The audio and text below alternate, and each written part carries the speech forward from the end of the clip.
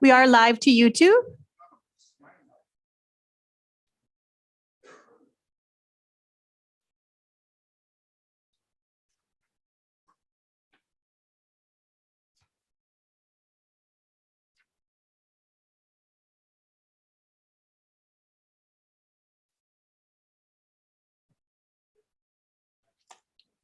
We are now live to Shaw.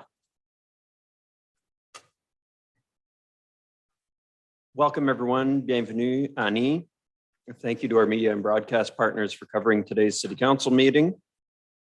I want to acknowledge with respect that we are in Robinson Huron Treaty Territory and that the land on which we are gathered is the traditional territory of the Anishinaabe and known as Bawating. Bawating is home of Garden River First Nation, Batchewana First Nation, and the historic Sault Ste. Marie Métis Council.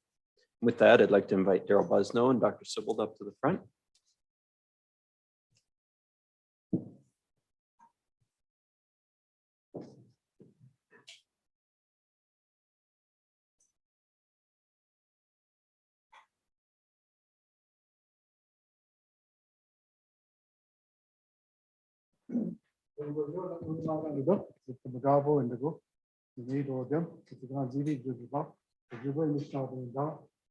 Good evening, brothers and sisters, relatives, friends.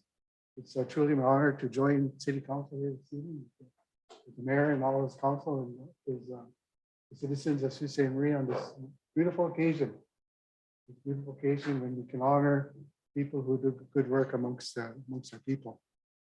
We know for our Anishinaabe people, one of the greatest health conditions that we face is diabetes.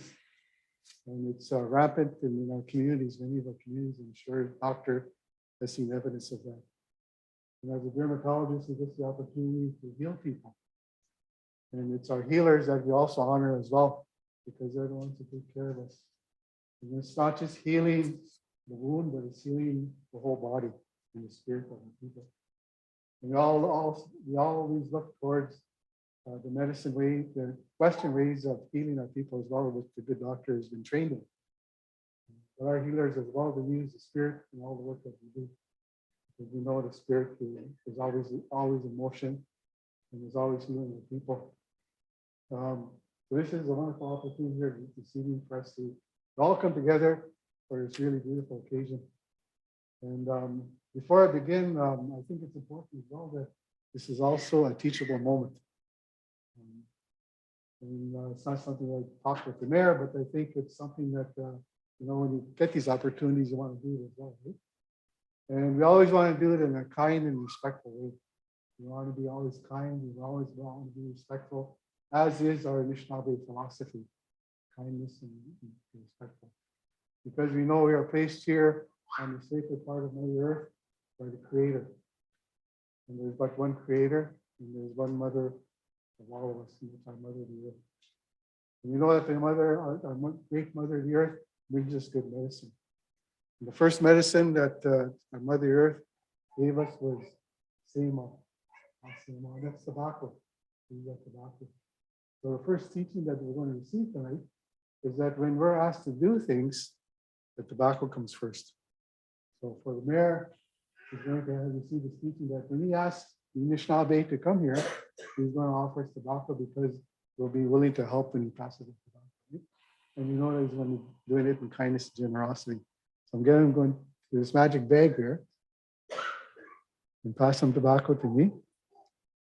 And I'm going to receive this tobacco, knowing that he's done it with kindness and generosity.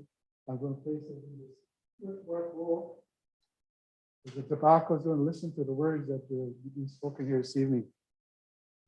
The next medicine we're given is sage. And we're going to burn this little bit of sage. You want to set up the alarms here, Mr. Fire Department. Because it's going to offer us, it's going to clean the air, but it's going to give us good energy as well, right? Oftentimes, city council needs to get pretty heated, right? But you always want this good energy because you want to do good things for the people all the time. They want to smudge this gift that's going to be received and the good doctor here because knowing of the good work that he's done. And this evening as well, I'm going to take this opportunity for the mayor to be my helper, as Carl Davis. So as I've lightened this smudge, I'm going to ask him to hand me that eagle feather.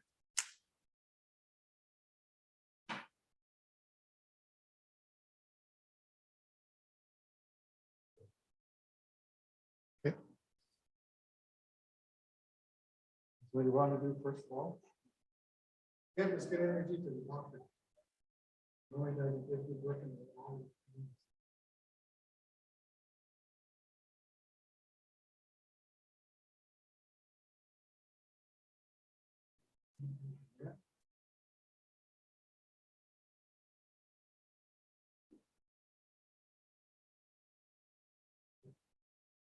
I'm just going to go around and good energy to everyone here.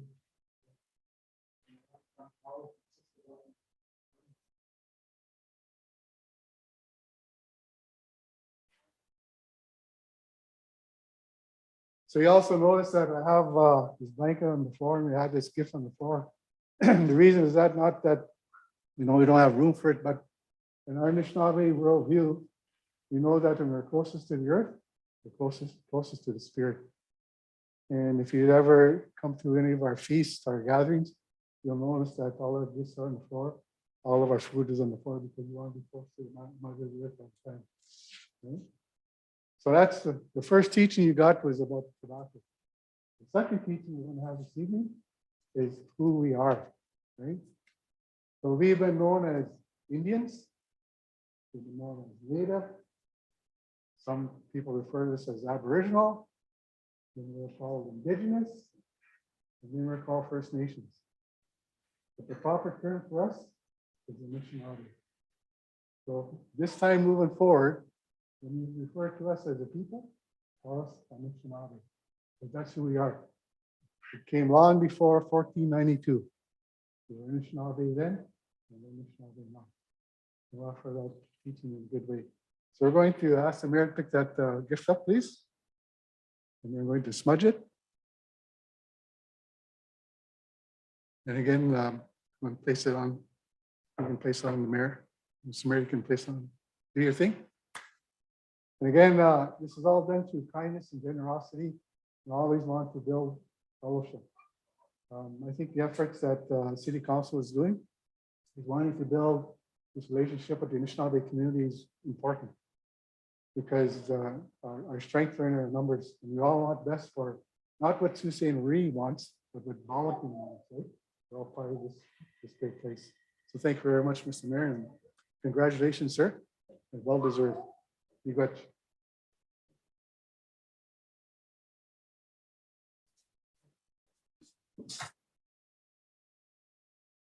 Oh, you got. Thank you very much.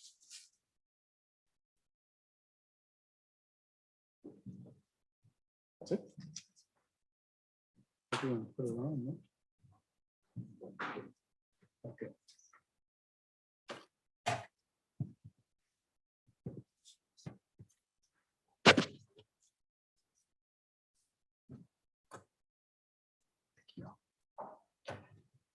Ani Boju, Mayor Matthew Shoemaker, Disnakaz, Bawating, Sault Ste. Marie, Dunjiba. I'm very pleased to have the opportunity to recognize an outstanding individual, Dr. Gary Sibbald, with the City of Sault Ste. Marie Medal of Merit for 2022.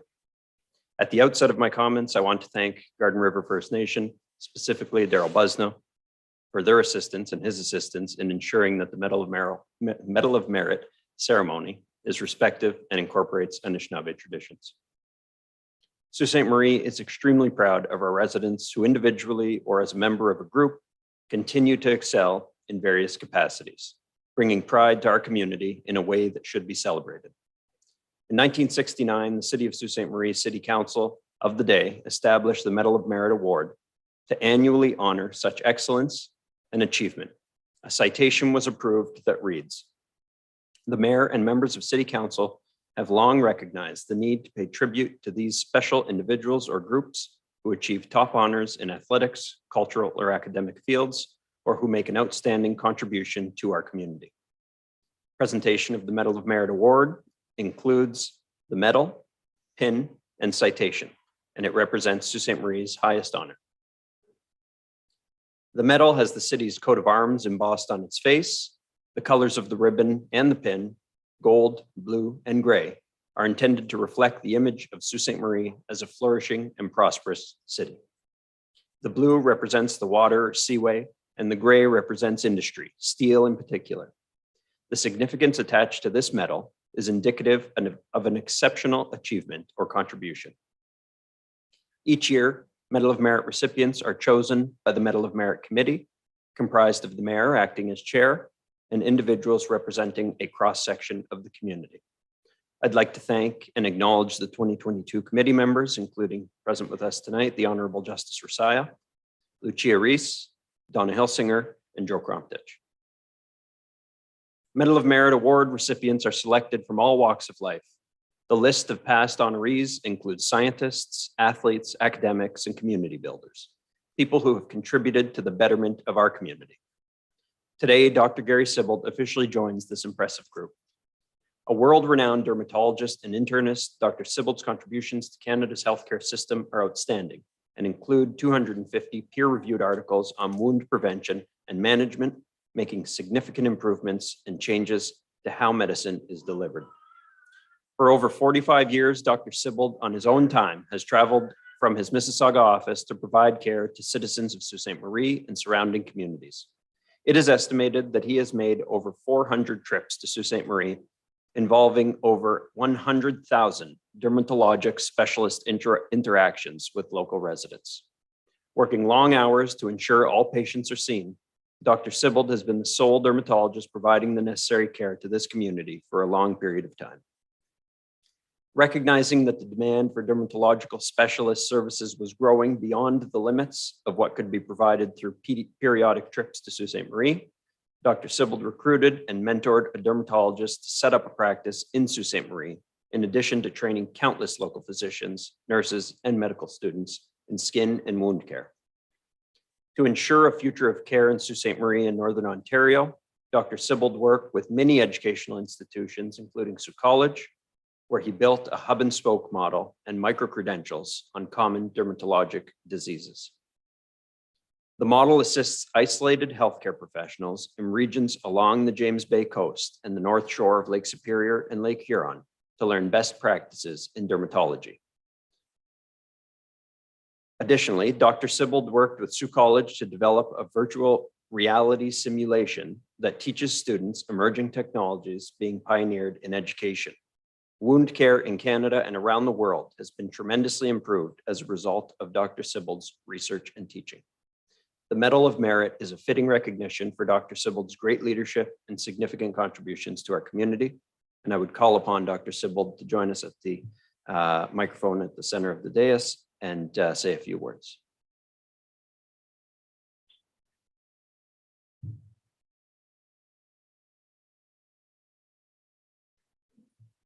Thank you very much. And I'm very humbled by this award. This really started as a connection to Sault Ste. Marie. My wife, Deborah Rossiati Sibbald, brought me up to Sault Ste. Marie, and one of the neighbors realized I was a dermatologist, and that was all it took. And I ended up in the doctor's building, and I was able to bring a grandchild to Dora and Jean Rossiati for the first 10 years. And then with Dora, we certainly had a good time, and the practice grew and grew and grew. And Jean Turgeon was really the stimulus that kept the practice growing. We ended up with a complex dermatology and a light unit, but it was in a different building from where I was. And I moved from the doctor's building to 170 East Street. And we eventually got the light unit and Sharon Murata to move next door, which really aided us in terms of a comprehensive service that we haven't been able to sustain without that. And certainly other communities in the North don't really have that comprehensive service. At one time, we used to take patients back to Toronto General and then at Women's College. And we were the last inpatient service in the province. That then led to create the wound unit at Women's College in '94, and our connection with the wound clinic at Sioux Hospital. And as things grew, Jean turned things over to Wendy Wallace. I certainly had the support of Group Health with Dave Farah, and more recently with Dr. Jody Stewart. We then built on nurse practitioners, and Julie Briglio joined us, and we ended up inheriting a lot of gynecological dermatology that never in my dreams did I think would come my way. And I think it has fulfilled a certain void. It also allowed me, after I was president of the World Union, to come here, work hard for an area over a weekend, and then I could be somewhere else in the world. And we had the Diabetes Project in Guyana, South America, where we reduced amputation 68%, but we still haven't been able to create that same kind of clinic in Northern Ontario. And I think the Sioux College micro-credentials, linking this to Project Echo Ontario Skin and Wound, being able to work with Sioux College and Colin Kirkwood and Lori Crossan has really brought that all together. And I think that it has become, and Wendy Wallace is our GP dermatologist. We now have two others, Dr. Mufti and Sylvia Martinez is here full time. She also brings along a gastroenterologist husband, which has fulfilled a second need for the Sioux. The Grecos, who were friends with my mother and father-in-law, have really tried to sustain me here as well. And I think that as I look around this whole community, and I look at the leadership that we've got in the clinic so that it really runs on its own, and only because Nicole Hurley is captain of the ship and make sure that we all stand up to that standard. We've just gone computer, and things have really changed again. But I would like to thank everybody that's really made this journey possible, and we've been able to serve the community, bring the academic links from the University of Toronto and Women's College. And I think now we need to give something back. And in an Indigenous sense, this is the medicine wheel. And part of the medicine wheel that we don't think about, it's called spirituality, but it's not spirituality within what we think of it, but it's how you give back to the land and give back to society. And when you complete all four parts of the medicine wheel, you have a balance. So hopefully we can do that and complete our journey. So thank you. Thank you.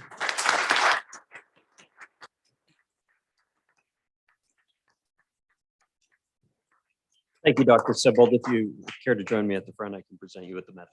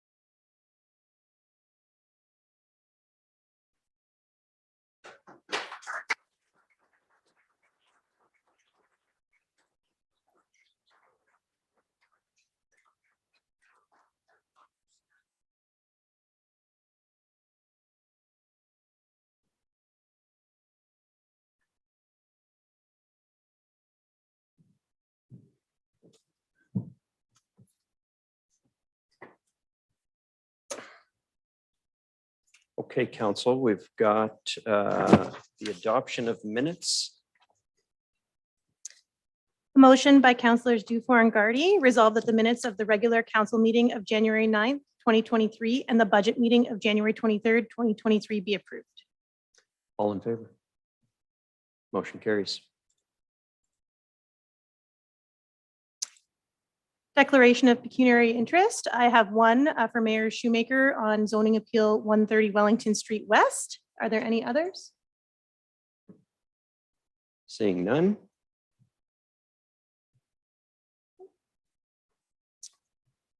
I have a motion by Councilors Vezo Allen and Scott, resolved that the agenda for January 30th, 2023 and addendum number 1 as presented be approved. All in favor? Motion carries.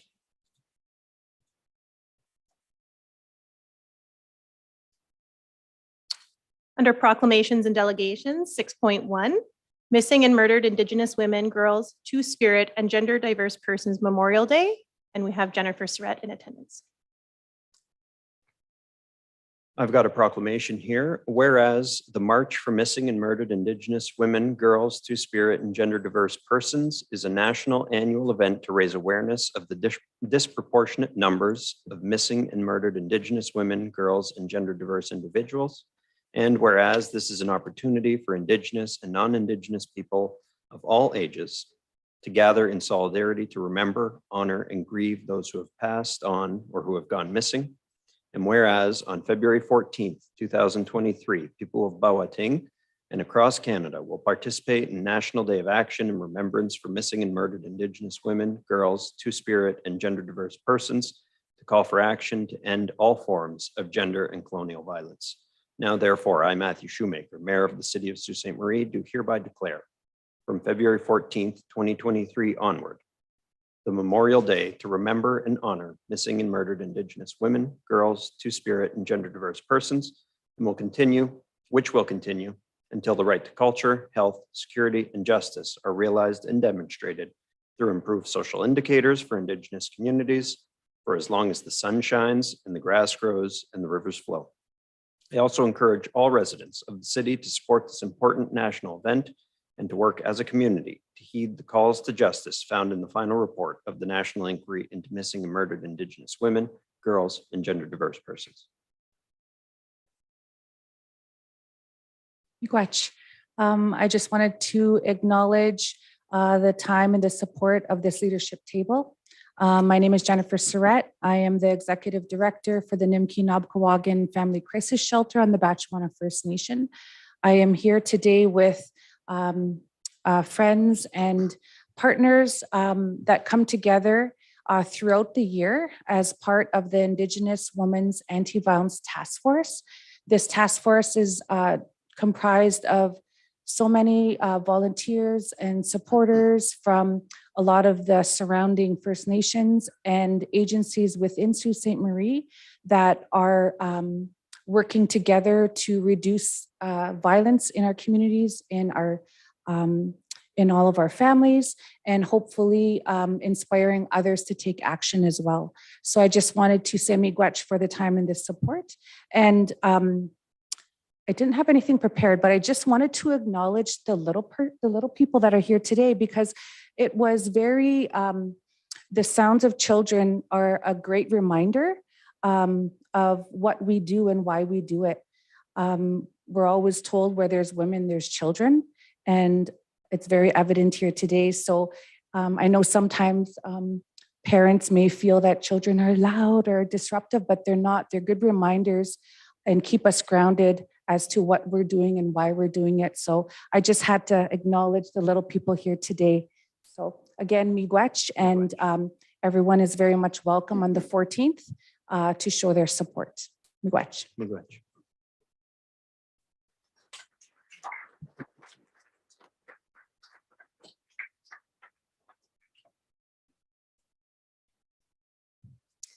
Under agenda item 6.2, Black History Month, Jane Amolo is in attendance.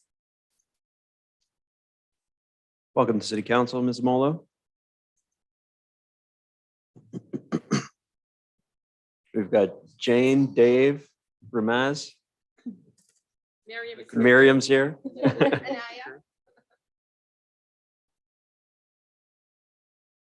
I've got a proclamation to read. Whereas in December 1995, the House of Commons officially recognized February as Black History Month following a motion introduced by the first Black Canadian woman elected to Parliament, the Honorable Jane Augustine. Whereas the United Nations proclaimed 2015 to 2024 the Decade of People of African Descent, an important step in the international community recognizing that people of African descent represent a distinct group whose human rights must be promoted and protected. And whereas the proud legacy of Black Canadians goes back to the early beginnings of Canadian history, and that people of African descent have made and continue to make significant contributions to Canadian history, identity, culture, literature, economy, politics, sports, and education, among others. And whereas, as people living in Sault Ste. Marie, we recognize the significance of Black history, we also recognize our commitment to equal rights, opportunity, and freedom from racial discrimination in Sault Ste. Marie and across Canada. Now, therefore, I, Matthew Shoemaker, Mayor of the City of Sault Ste. Marie, do hereby proclaim the month of February 2023 as Black History Month and encourage all of our residents to join us in events happening throughout the month of February. Thank you so much. My name is Jen Omolo. And if you look behind me, I have a huge army today. I remember when we started coming here for Black History Month proclamation, we're just a small group. But over the years, we have grown. And it's nice to really be able to see the beauty that diversity brings to a community like Sault Ste. Marie. On behalf of African Caribbean Canadian Association of Northern Ontario, Algoma University and Sault College, we extend a warm invitation to the community to join us to celebrate our annual Black History Month. We have so many events that are happening throughout the month, and we look forward to all of you coming out to join us in the events.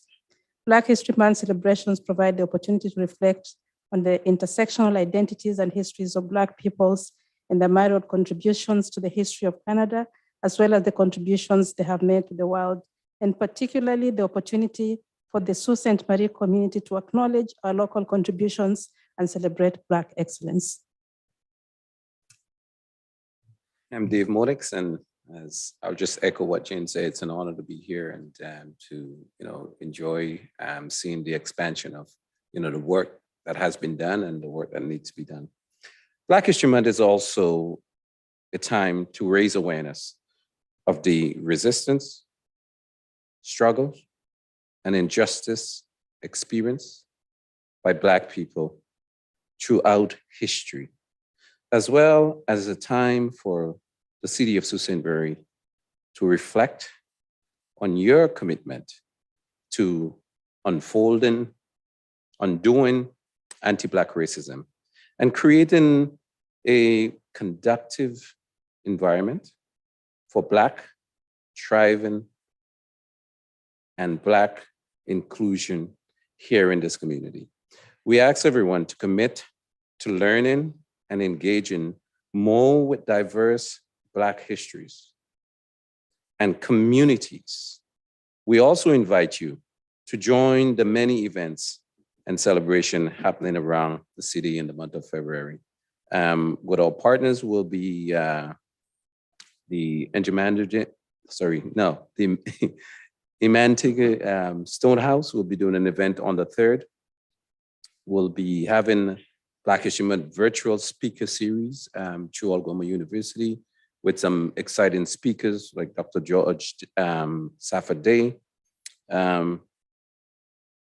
We also be having a few more speakers throughout the month of February. So February 3rd, February 10th, and then of course, obviously, February 25th, our main community event, which will be at the Bush Plain Museum.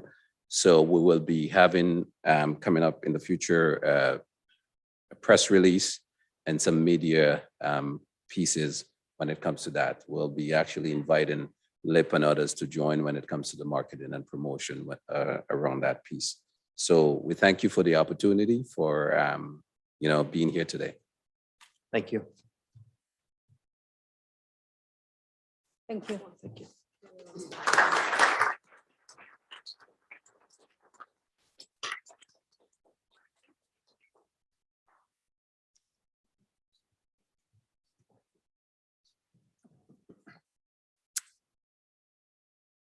Under agenda item 6.3, Lake Superior Watershed Conservancy, we have Joni McGuffin, the Executive Director, in attendance. Welcome to Council, Joni.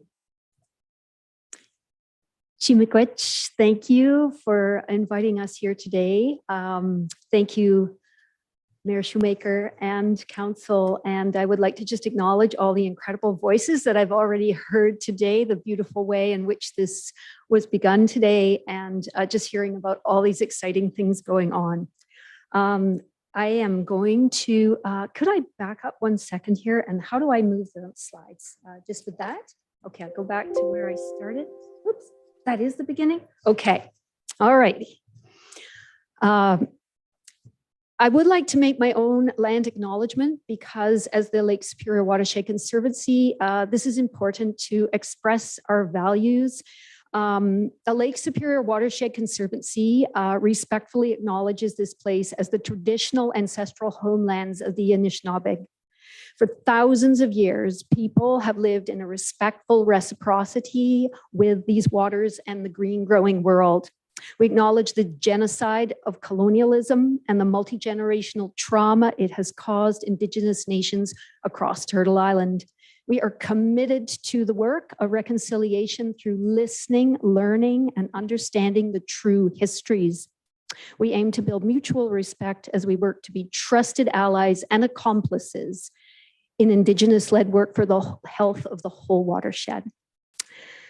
North America is Turtle Island, and it is at the heart of Turtle Island that we have Lake Superior, the largest expanse of fresh water on Earth, and the Great Lakes, which if you encompass the whole watershed of it all, it would be the third richest country in the world if it were a country. And at the heart of it all is Bowitine, Sault Ste. Marie. Where do I press? Right there, okay. All righty.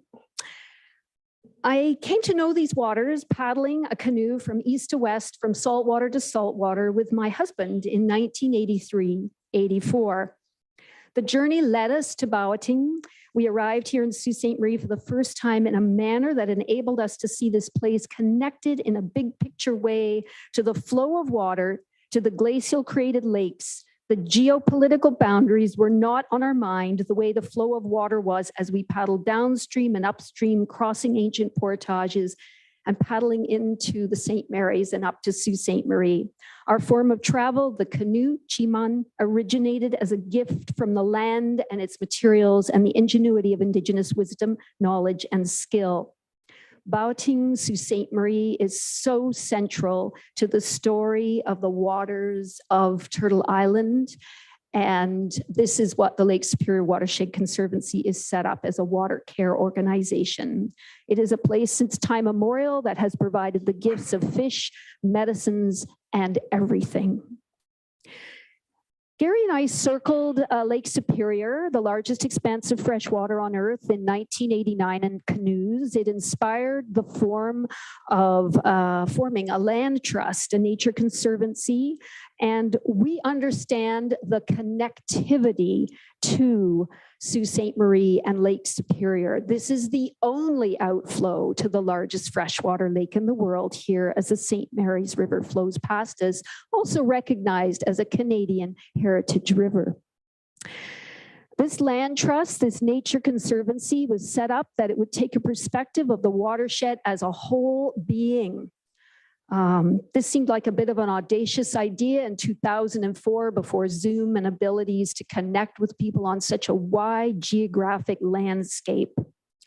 But our mission and vision was set up in a way that we registered the charity under two national charity like the IRS and the CRA in Canada, so we could do work on both sides of the border for all nations. Our mission and vision is really that we are a water care organization, and we do support the vitality of the health of this watershed through a number of ways that I'll just briefly acknowledge our governance structure so you can see how we are set up with a cross-border board of directors and Indigenous.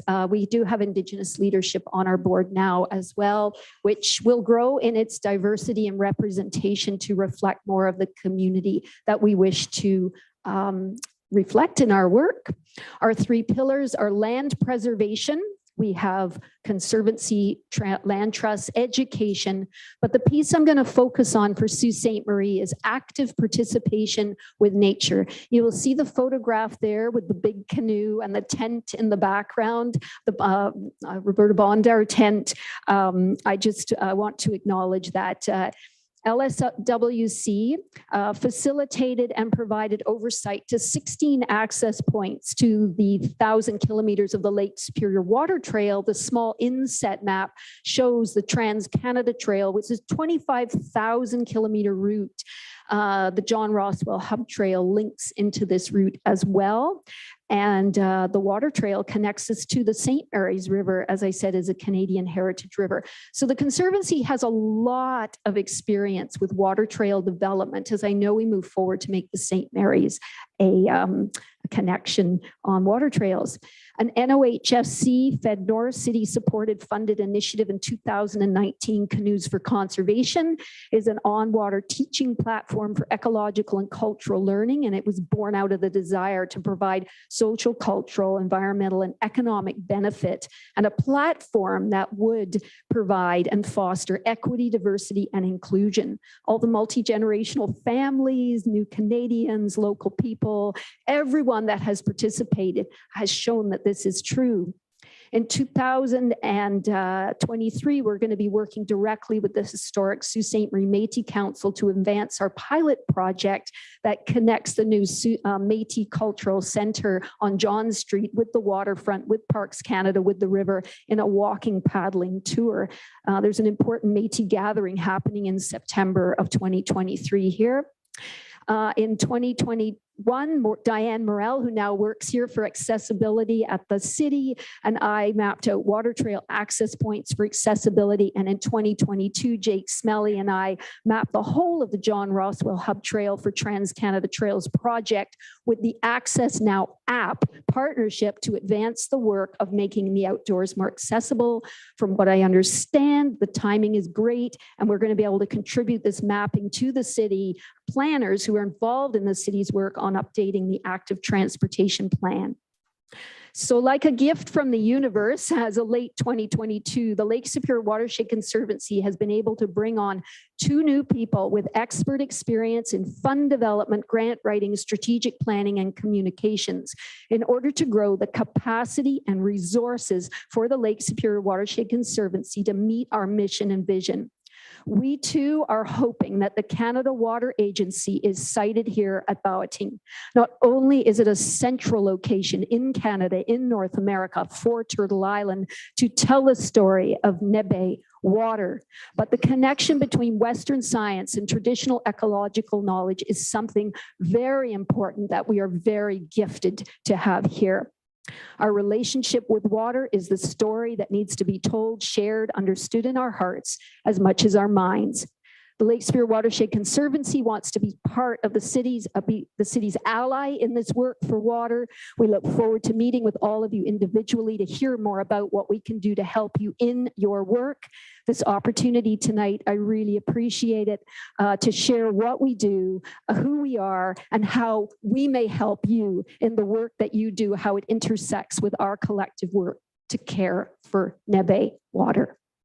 Chimikwech, thank you. Thank you, Joni.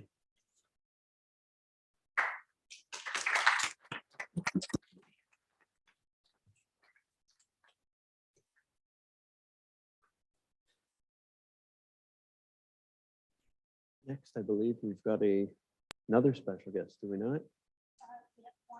Kiwanis Club first.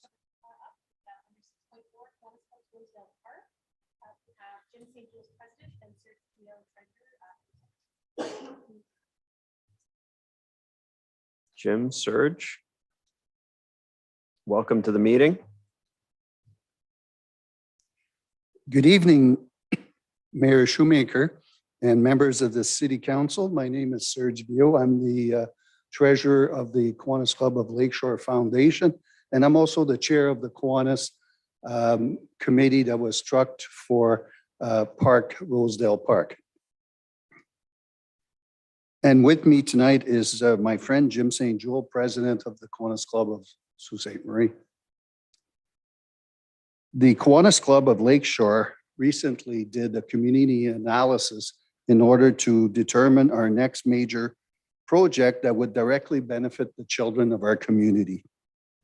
In June 2021, Sioux Today did a readership poll asking its readers, what recreation infrastructure should the city of Sault Ste. Marie invest in? Upgrading playground structures in existing park came second after the expansion of the Hub Trail. As part of the community analysis, we contacted the City of Sault Ste. Marie Parks Department to discuss the feasibility of enhancing a park playground. The Parks Department directed us to the Parks and Recreation Master Plan Update 2020-2025 to revitalize neighborhood parks. The Kiwanis Club of Lakeshore, through its foundation, decided to revitalize Rosedale Park, which was next on the list, by making 2 contributions in the fall of 2021, totaling $80,000. Since our first meeting with the City of Sault Ste. Marie Parks Department on January 5th, 2022, the other partners such as Childcare Algoma and the Kiwanis Club of Sault Ste. Marie came on board with a donation of $50,000 and $10,000 respectively. It became evident that more funds will be needed to build a comprehensive, accessible playground for the neighborhood children and their families. We successfully applied and received a club grant from the Kiwanis International Children's Fund for $19,406 and the Kiwanis Foundation of Canada for another $10,000. In April 2022, the Kiwanis Club started a fundraising campaign that resulted in an additional $36,094 from the corporate and individual donation, bringing the total funding to $215,500. We want to take this opportunity to thank the previous council for approving $30,000 for in-kind services to help with landscaping, preparation for drainage, and installation of playground equipment. Since then, the Mayor Youth Advisory Council and Accessibility Advisory Committee have donated $25,500 for an accessible We Go Round, bringing the income raised to $241,000. At this time, I'd like to thank all the corporate and individual sponsors who have donated funds towards this project. Now I'm going to ask my friend Jim St. Joel to say a few words. Thank you, Serge. Jim, welcome back. Thank you. Thank you, Serge, and good evening, Mayor Shoemaker and members of City Council. As you have seen and heard from Mr. Laming and Serge's reports, the Kiwanis Clubs, with the support from generous partners, the City of Sault Ste. Marie, and community donors, are revitalizing an old playground into a new and vibrant playground with structures that are accessible to children of all ages. There's a paved parking lot, a paved path to the playground structures. There are several park benches and picnic tables that will be strategically placed in the spring around the park. There have been trees planted that will provide shade and also offer natural play area as they grow and mature. The small berm has been enlarged to enhance its use as a toboggan hill for area children that cannot get out to other hills for winter fun. Some of our Kiwanis Club members have been out regularly snowshoeing around the perimeter of that park, creating a 0.75 kilometer snowshoe trail for the public to use, making this a year-round recreational area. According to our plan, all budgeted play structures have been installed or will be completed in early spring of 2023. The costs have been met accordingly, with the exception of a zip line. Our funds covered the purchase of the zip line.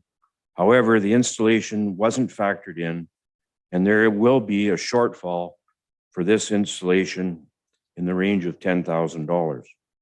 I'm asking that the consideration be made for in-kind funding towards the installation to complete the Rosedale revitalization project.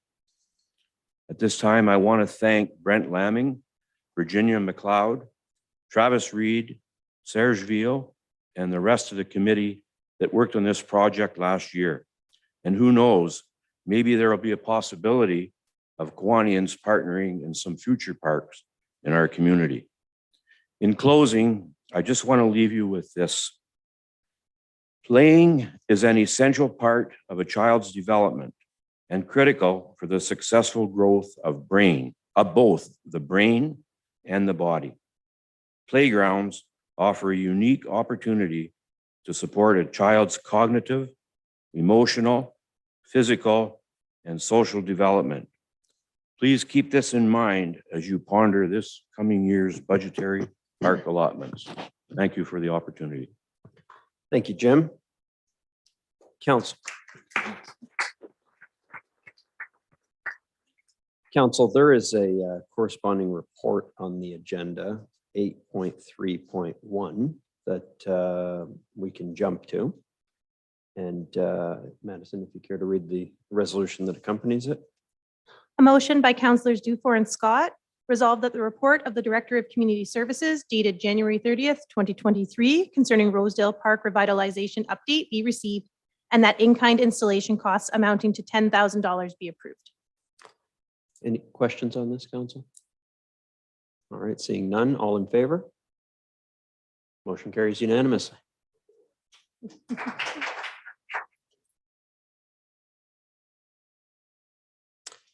That brings us to 6.5.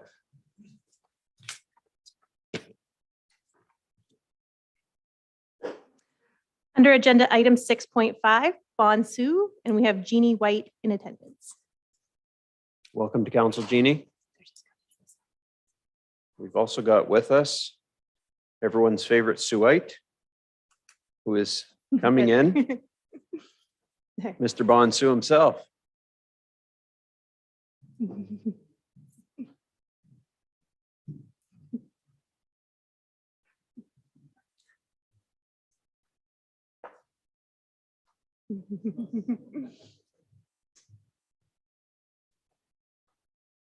It's warming up winter already.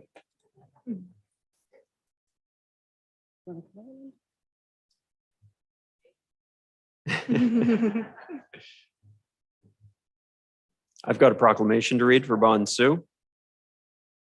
Whereas each year, the residents of Sault Ste. Marie await the arrival of Mr. Bon Sioux in the Ontario Winter Carnival with great enthusiasm. And whereas many local individuals, groups, service clubs, and businesses organize and sponsor a variety of interesting events for everyone, especially families, throughout the 10 days of the carnival. And whereas in order for all citizens and visitors to fully enjoy and reflect the spirit of the carnival, they must be properly attired, as we are today.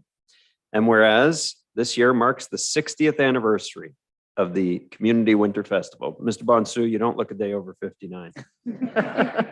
Now, therefore, I, Matthew Shoemaker, as mayor of the city of Sault Ste. Marie, request that all citizens and visitors wear a Bonsu souvenir during the period of February 3rd to February 11th, 2023, which I now proclaim as Ontario Winter Carnival Bonsu season in city of Sault Ste. Marie. Bonsu is for you. Let it snow. Thank you very much.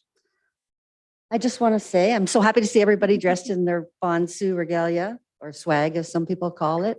I'd like to say it's great to see familiar faces and some new people up here that get a chance to witness Bonsu from this point of view. I just want to say I am overwhelmed and humbled by Bonsu and what the community has done to wrap their arms around us for the 60th. We have key sponsors this year: Ontario Lottery and Gaming, Tenaris, the Canal District, and Tourism Sault Ste. Marie. Without volunteers and the new steering committee that we have, there's a crop of new people that are in depth and doing things all over, and will be for the next 10 plus days once Bonsu starts. And I've always said that our volunteers, without volunteers, Bonsu would be in dire straits. And I believe the people of Sault Ste. Marie are great people and they make great things happen. So kudos to a steering committee and our past volunteers for the years, over the years, and making their phenomenal effort felt during Bonsu. So with that, I would like to say happy 60th to everybody. We can't wait to see you around Bonsu now that you have the red colors. You might get mistaken for a volunteer or someone in charge, but just pass them on to one of the committee. That would be appreciated. I just want to say that we do have a couple events that we're still really looking for people to be involved with. That is the Snow Madness competition, always a favorite. It's coming back this year, a little bit different than before, but we're really looking forward to it. And also our snow sculpting, a favorite of families and people in the community all over. So with that, I would like to say happy Bonsu, and I look forward to seeing everybody out enjoying our winter downtown in our 3 districts, the Canal, Clerk, and Bush Plain area. And again, thank you for having me. We as a committee and volunteers appreciate having the support from the council and the city of Sault Ste. Marie. Thank you very much. Thank you.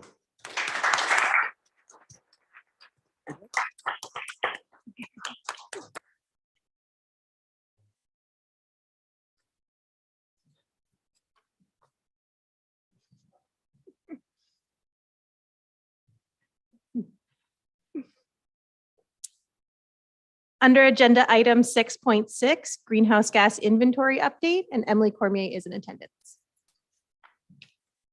Thank you, Emily. This aligns with agenda item 8.3.2 for council's information. Good to go? Yes. All right. Thanks everyone for having me. Again, my name is Emily Cormier. I am the Sustainability Coordinator here at the City of Sault Ste. Marie. This evening, I am going to be providing you with an update on our corporate, so municipal operation, greenhouse gas emissions. For a bit of context, in particular for our new councillors, I thought I'd give you a bit of a timeline for this project. It really began in 2019 when the city received funding from the Federation of Canadian Municipalities, FCM, through their Municipal Climate Innovation Program to increase community capacity to reduce GHG emissions. Also that year, the city joined the Partners for Climate Protection Program, which is a program that has over 400 municipalities who use it to calculate their emissions and also actively implement their climate action plans. I'll provide you on some more details in that shortly. In 2020, the city created their baseline emissions inventory based on 2017 emissions data. And also that year, City Council unanimously approved the Sault Ste. Marie Community Greenhouse Gas Reduction Plan, which has a 10% corporate and 5% community reduction target, as well as net zero emissions by 2050. Council reiterated this target in 2021 by signing the United Nations Cities Race to Zero pledge and committed to reporting on corporate emissions on an annual basis. So again, I am here tonight to provide you with an update on our corporate emissions and submit our efforts to the United Nations Cities Race to Zero pledge per Council's resolution from 2021. Going into a little bit of detail on the inventory methodology. As I mentioned, the city is part of the Partners for Climate Protection Program. There are over 400 municipalities across Canada who are a part of this program, and they have a 5-milestone framework that help municipalities implement their climate action plan. The City of Sault Ste. Marie has completed milestones 1 through 3 and is actively working on milestones 4 and 5, which include implementation and monitoring results. I won't get into the weeds. You can view that in the methodology report, but for those who are interested, the methodology that we utilized was the PCP protocol, Canadian supplement to the International Emissions Analysis Protocol. So in 2022, the City of Sault Ste. Marie corporate operations produced approximately 11,300 tons of carbon dioxide equivalent. For those who don't know, tons of carbon dioxide equivalent, or TCO2e, is a commonly used measure that expresses all GHGs as an equivalent amount of carbon dioxide. As you can see in this slide, the majority of our emissions come from fleet and equipment, followed by buildings, water and sewage, and outdoor lighting. I'm not going to go into huge detail on this slide, but I decided to put it up here just to give you some more insight on what does 11,000 tons of CO2e equal. Natural Resources Canada has an emissions equivalencies calculator. I encourage you to check it out, but just a couple of figures here. It's equivalent to approximately 11,500 passenger vehicles or 16 million liters of gasoline consumed. So a couple of key insights from the emissions update. As I mentioned, fleet and equipment are the highest corporate emitter, followed by buildings. This is the same as our baseline, which we completed for 2017 data. Emission trends indicate a steady increase of emissions up to 2018 and then decline slightly in 2019, followed by a visible dip during the COVID-19 lockdown years of 2020 and 2021, and back up again in 2022 due to more normal operations. This inventory update compared emissions in 2022 to the 2017 baseline, and it shows that our emissions have increased 10%. Breaking it down by sector in a little bit more detail, building emissions increased by approximately 23%. We see this mainly through the increased use of natural gas consumption, partially due to an expansion to our asset portfolio. As well, electricity has become more carbon intensive in Ontario due to increased natural gas generation, which will impact current and future emission factors. Fleet and equipment emissions increased 2%. Outdoor lighting increased quite a bit, but again, this is predominantly due to the increase in fossil fuels in Ontario's energy mix. So I'd like to highlight some of our corporate emission reduction efforts. From 2019 to 2022, 41 corporate energy efficiency projects were either initiated or completed. When all of these projects are completed, they will have brought in approximately $107,000 in the form of energy rebates and incentives to the corporation. As well, when all the projects are completed, they will have resulted in approximately $143,000 in energy savings. When we track our completed retrofit projects, so once all these 41 projects are done, they will reduce our corporate emissions by approximately 1% based on our 2017 baseline. Up to now, and this is constantly changing based on project completion, we have about 9 projects that are completed, and that reduces our emissions by approximately 0.09%, which is not our target, which would equate to approximately 1% per year. So in summary, our estimated emissions reductions show from a corporate energy efficiency standpoint that we are not on track to meeting our corporate GHG emissions reduction target, which was approved by council as 10% by 2030. I'd also like to add some additional insights that you can read about more in the methodology report regarding our weather in Sault Ste. Marie. It is evident that based on heating and cooling degree day analysis, that our winters are getting milder and shorter, and our summers are getting longer and hotter as a result of climate change.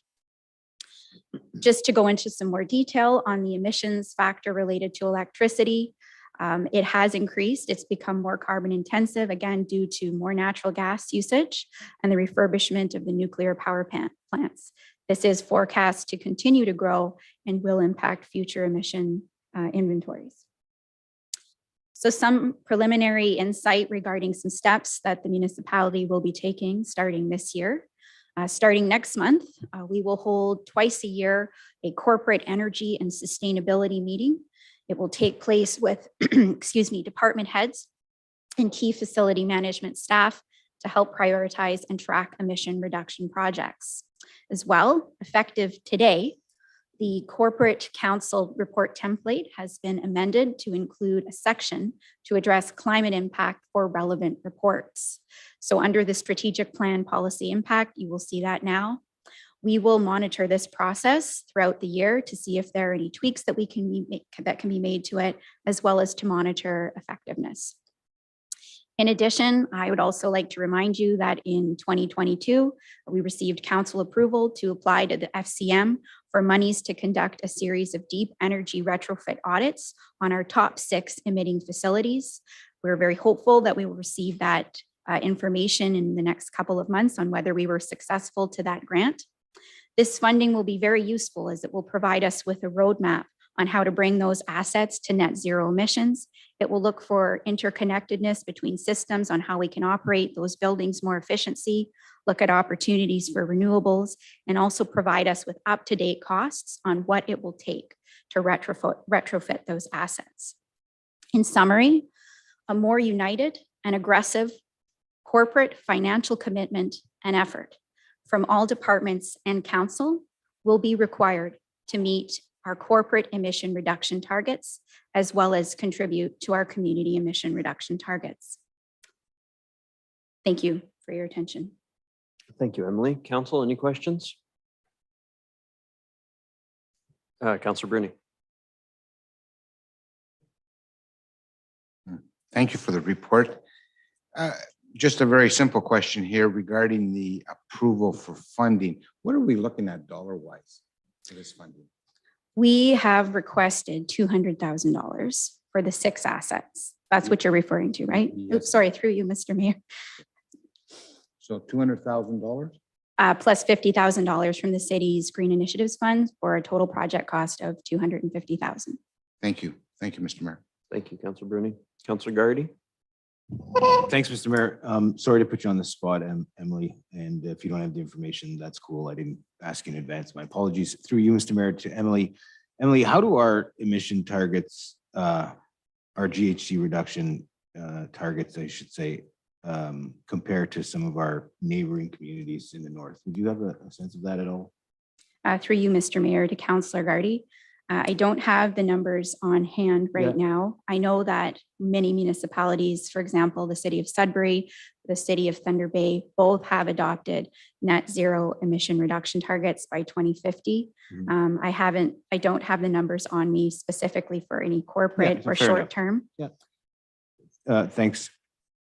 You know, our goals are modest ones, and we're not on track to meet them. And I think Emily points out the importance of prioritizing it across the corporation. And it needs to be front of mind, not back of mind of this council and future councils to ensure we're doing our part. So thanks, Emily, for your time. Thanks, Mr. Mayor. Thank you, Councilor Gardy. Councilor Dufour. Thanks, Mr. Mayor. Emily, you mentioned some really good information in your report about the levels of CO2 that are being generated as a result of the province's choices for electricity generation in Ontario. And I was wondering if in the future that could actually be delineated separately. So for instance, if Ontario had a greener electricity mix, what would our corporate emissions levels look like? Kind of to see the things that are within our corporate control and the things that are not. Is that something you think would be possible to do? Through you, Mr. Mayor, to Councillor Dufour. If I understand your question correctly, you're looking for insight regarding whether we might be able to look at ways to control the emissions from electricity consumption. No? Okay, maybe No. you can reiterate it. No, well, my issue is that we've taken some really significant steps to decrease our emissions, but they've not had the same results because, you know, when it comes to things that still consume electricity, we're consuming Ontario's electricity. So it's electricity that we don't generate here in Sault Ste. Marie. It's electricity that we don't control, whether it comes from a gas plant or from a wind farm. So, you know, there's a scenario here looking at kind of what's being undertaken by the IESO, where if the province continues to generate more carbon intensive forms of electricity, our corporate emissions will continue to stay stagnant regardless of the projects that we undertake. And I just think it's really important for us to be able to see that visually, to understand, you know, how best to make those investments for where they're going to have the biggest impact. Thank you. make more Thank you for the sense? clarification. I get it now. So just a couple of things. The ISO has received direction from the province to look into decarbonizing the grid. There was a study that was released last year with some more information on that. In the interim, though, they are going to need to use more natural gas as part of the energy mix. The ISO has also received guidance or direction from the province to look into developing a clean energy credit, CEC registry. which would have certificates that represent 1 megawatt hour of clean electricity generated from non-emitting sources. And this would allow organizations to purchase them to help meet their corporate sustainability goals. We will have to see what happens to our energy mix. I would also like to mention that up until recently, the Ontario electricity system, the mix really was based on electricity that is generated in large urban centers and transmitted over long distances. However, we are seeing more new, smaller scale technologies such as solar panels, battery storage, as well as things such as distributed energy resources, which our Sioux Smart Grid project will actually allow more opportunities for these types of initiatives. They're becoming more popular, and they allow businesses and local hydro companies to actually reduce their reliance on the provincial electricity grid by supplying some or all of the energy needed for a home or business, which will help lower electricity costs, but also have a bit more of a say in the energy mix. But at this point, electricity is based on where we get it in our centralized manner right now. So we can't really break it down. What we can break down is how much today our energy mix is. So approximately a quarter of it comes from nuclear, a quarter of it comes from natural gas. And then there's another bit of a breakdown from renewables, and hydroelectric is another quarter as well. So we see this when the ISO predicts what their installed capacity by fuel type is on an annual basis. And they have been given direction by the province to decarbonize. So we'll have to keep our eyes on that as well. Okay, thank you. And just as one more follow-up question to what Councillor Gardy asked, and again, no worries if you don't have this information. In addition to comparing us with what our goals are, I think it would also be really valuable information for the community and council to see how our baseline levels compare to other communities.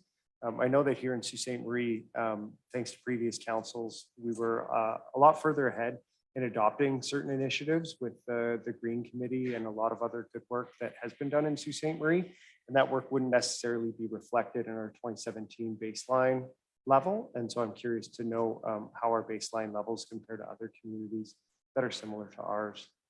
I don't know if that will be information that you can get, but just to put it on your radar is something that I think would help us make some good choices and best communicate to the city.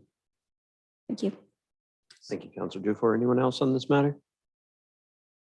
Just along the, it's not a question so much as a comment. It was along the same lines as what Councillor Dufour was asking. It's frustrating that our exterior lighting, which was the one example that I stuck out to me in the report, we've converted all our exterior lighting, or basically all our exterior lighting, to LED, and yet our carbon emissions have gone up with respect to exterior lighting because of where we're getting our power from, which we have no control over.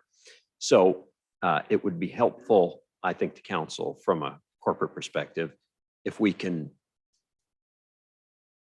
show what the reduction would have been without the impact without the negative impact of the generating carbonization. So I think without that factor, we're probably headed in the right direction on that specific item.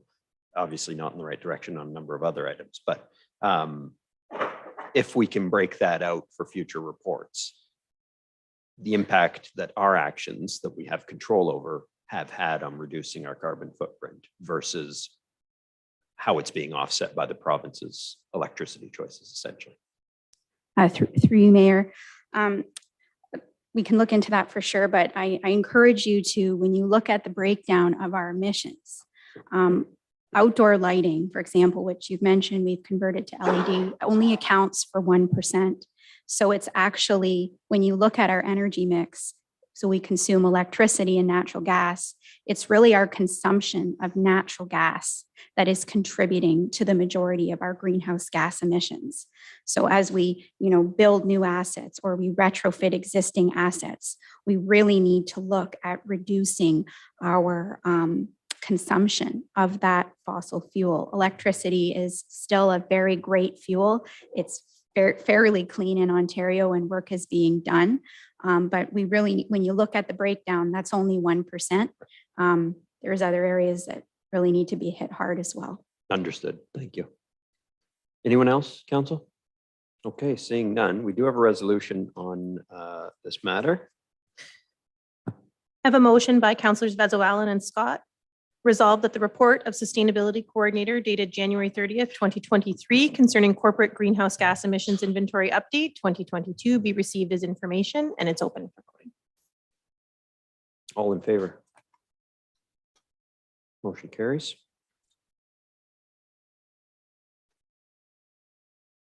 I believe that might bring us to the consent agenda. 5:39. Council. Matters on the consent agenda. Councilor Vezo Allen. Thank you. Through you, Mr. Mayor, I'd like to start with 7.7 tourism development. And my question would be to Mr. Anderson. Mr. Anderson, this is concerning the convention of the Jehovah's Witnesses.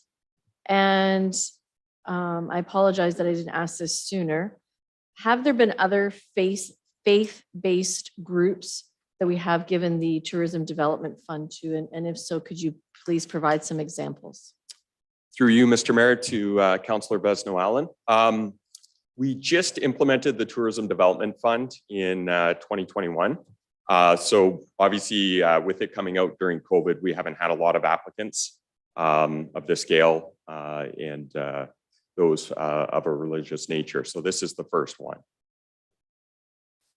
Thank you. And have we received any applications from any faith-based groups, or this is just the first application that we've ever had from a faith-based group that we're looking at giving funding to? This would be the very first one. Okay. Thank you very much. Thank you. Anyone else on item 7.7? Councilor Vezo Allen, any other items on consent? Yes, I do. I have 7.15. The outdoor merchandising. We've got Mr. Tenazzo here.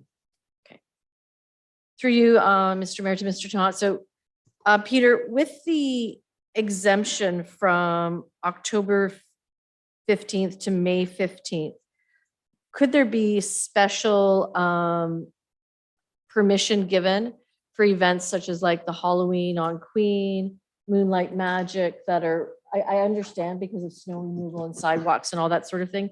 So just like we extend the patio season, depending on weather, could there be exemptions given for those events on Queen Street?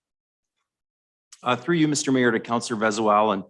So during special events and street closures, technically the road is not a street at that point. So I had a conversation with legal staff today, and businesses would be exempt from the prohibition during those special events when the roads are closed. Traditionally, they haven't closed the street for the Halloween on Queen, so that's why I wanted to ask. For Moonlight Magic, they close the street, but for Halloween on Queen, they have not closed the street. The street is open. Through you, Mr. Mayor, that's not something that the bylaw currently contemplates. So that's something that we'll have to look at, special exemptions for special events where the road isn't closed.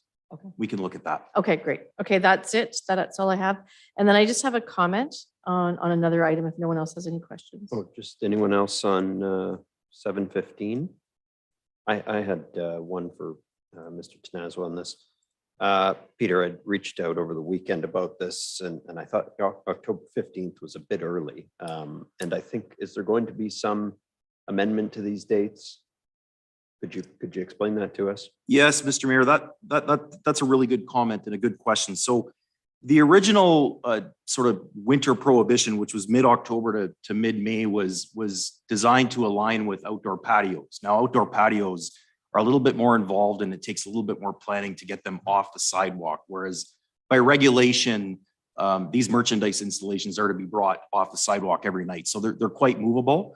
So I think with discussions with legal, we've decided that it would be appropriate to shorten that prohibition by a month. So it would go from November 1st to April 31st, which I think would probably help for the Halloween event. And the bylaw will be amended to that effect. Okay, Thank you. Anyone else on 7:15? Yep, Councillor Caputo.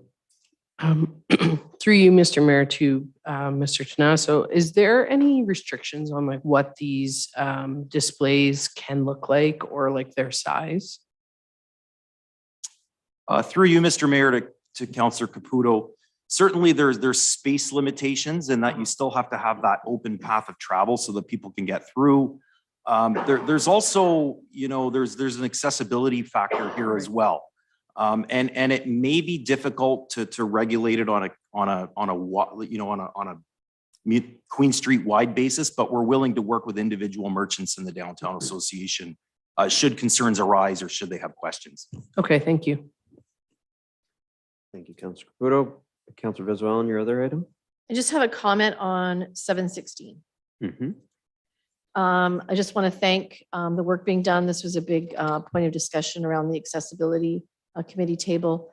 We really are trying to be, an equitable community. The lift for the pool is really, really important. It had gone beyond its proper use of time. So it's really important that we take a look at, and that's been a big discussion around the accessibility committee table, is taking a better look at our infrastructure needs and how long they do last for use. So I just wanted to say that it's very well used and very needed in the community. Thank you, Councillor Venezuela. Total agreement on that point. Anyone else on 7:16? Seeing none. Anyone else with items on the consent agenda? Councillor Scott, then Councillor Bruni. Thank you, Mr. Mayor. I'm looking to speak to 7.4. I don't think I actually have any questions about the matter, but I was hoping that I would be able to move it to refer it to the supplemental budget list for 2024, I think is one of the recommendations, or yeah, so if council wishes to pursue this further, it would be staff's recommendation to refer the initiative to the 2024 budget. So if someone's willing to second that, I'm absolutely willing to move that. Is that the proper way to get that to 2024? Yep. I know we've got time, but why not? Yeah, if someone's willing to second that, Councillor Bruni. I think we'll probably have to pull it from consent to do that, right? Oh, Okay, so sorry, let's my pull it- apologies. I should have. No, that's good. Let's pull it from consent and we'll amend that in the interim so that we'll vote on that separately. Any other, anyone else on 7.4?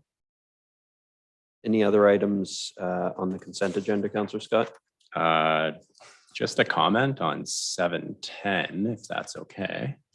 Yes. Just a nice quick comment. I like to see work like this. This is exactly what we talk about when we're trying to find savings and money. And we've always talked about overtime and staffing with fire. And it's nice to see the work get done. And I appreciate the work by both fire services and by finance.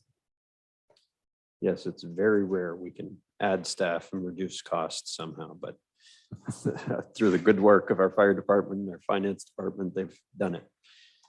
Anyone else on 7:10? Councillor Bruni? Thank you, Mr. Mayor, through you to the fire chief. Regarding the overtime, I guess it has been escalating over the last 4 years. And I see your reasoning, but you didn't mention the 24-hour shift. Would the 24-hour shift affect the overtime? Through you, Mr. Mayor, to Council Bruni. At this time, no, the 24-hour shifts have not affected our sick time hours that contribute to the overtime. Okay, that's all. That's all, Mr. Mayor. Thank you, Councillor Bruni. Anyone else on 7:10? Councillor Dufour?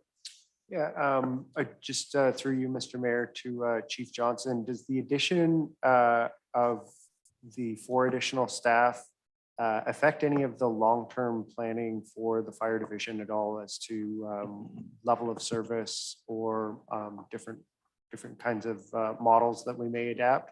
Or is this just to keep the level of service the same, but pay less in overtime costs? Through Mr. Mayor, to Council Dufour, the current staffing model that we have right now would be designed for an alternate model like you spoke of.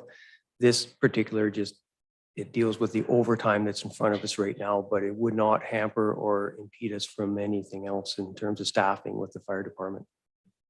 Okay, thank you very much.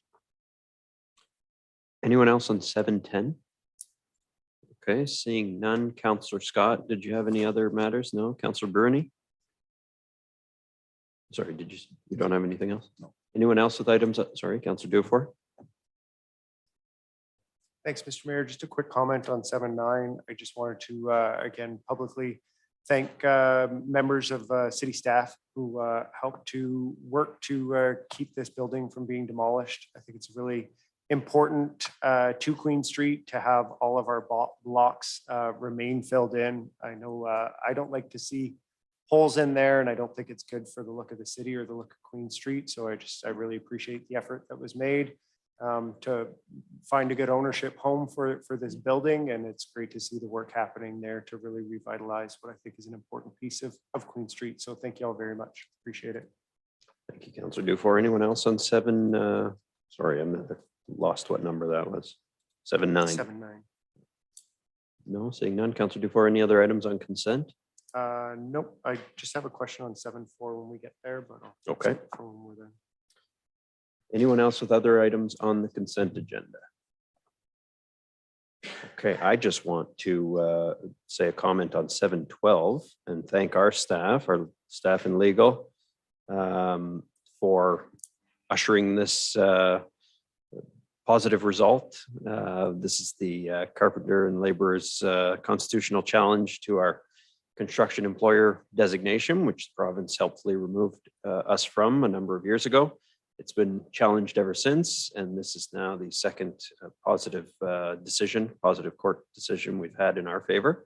And let's hope it is the last time that this is before the courts.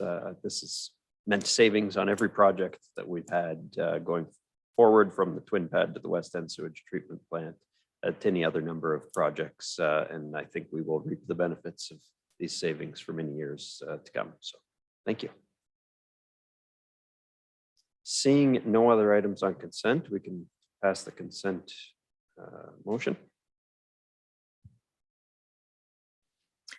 I have a motion by Councillors Dufour and Scott, resolve that all the items listed under date January 30th, 2023, agenda item 7, consent agenda, be approved as recommended, save and accept agenda item 7.4 and 7.14, which was on account of Mayor Shoemaker's conflict. All in favor? Motion carries. Brings us to 7.4. And a motion to amend, I believe. Refer? Yes, motion to refer the cost of the open data report to the 2024 budget. Moved by Councillor Scott, seconded by Councillor Bruni. Councillor Dufour, you had a question on the report? Yeah, I do. I was just wondering through you to whoever's prepared to speak to it, what would the implication of a municipal open data system or policy be to the Sault Ste. Marie Innovation Center and the commercialization of that data that flows to a nonprofit here? Would there be any, or? Mr. Cochimilio or Michelle, any? Through you, Mr. Mayor, and Councillor Dufour, not that I would be aware of. I think as far as IT is concerned, we're sort of two distinct entities, so I wouldn't be able to answer that at this moment. Okay. Through you, Mr. Mayor, to Councillor Dufour, I understand your question, but I think it's something that we would really have to assess and do some research to give you a proper answer for. Okay, and I assume that would be part of what would go into this budget referral then? Okay, thanks. Yeah, I would think that will have to. Councillor Caputo. Thank you. Through you, Mr. Mayor, to Mr. Cochimilio, what types of new data can our citizens be looking for if we adopt this open data? Through you, Mr. Mayor, and Councillor Caputo, in essence, this would be data that would exist in all of our corporate systems. So it would be data that is housed by all the different departments. For example, finance would have a number of, would have items that they can post to the open data portal, CSD in their parks and recreation, public works with, road related information, building inspections, that type of data. Clerk's department would have items such as election polls or vital stats that they could post in a machine readable language that then can be used by the public or private sector that could be utilized for innovation and that kind of thing. Perfect. I just have one other question. I saw that you had cited the term smart city, and I was wondering if you could expand on that a little bit, what exactly that would mean, and if we have a plan as a city to make that happen. Through you, Mr. Mayor, Councillor Caputo. Just inciting the smart cities. Open data is basically one component of a smart city. It's initiating that open data portal that can distribute that open data. And that would be sort of the start of a smart city. As far as a smart city strategy or policy, the corporation doesn't have an official one. That would be one that would be worked together by all the different departments. Okay, thank you. Thank you, Councillor Caputo. Councillor Scott, I ought to have gone to you first to speak to the referral, but I knew your thoughts on it, so. That's okay. I had no questions, but I was just excited to see that this came back. I was more than excited to refer this to the 2024 budget deliberations. I think this is important. Part of my platform this term was when I was running was on open data, and I think that that's important for transparency, accountability. There's a lot of important matters that we can get from this. It's no surprise or no secret. This one's close to my heart, given that my job is a data analyst. This is right in my wheelhouse. So I think that this particular item is long overdue, and I was happy to see the report and many things in the report that I'm familiar with. So I think we're in good hands if it's under our IT department. And I think Mr. Cachamilio knows exactly what we need. So I was happy to hopefully see this come to fruition, but at the very least, see it on the supplemental list for 2024. Thank you, Councillor Scott. Councillor Bruni, did you have anything to add? Okay, so we can have a vote on the referral. I have a motion by Councillor Scott and Bruni resolved that the following words be added to the resolution and the cost of the open data plan outlined in the report be referred to the 2024 budget, and I'll open that for voting.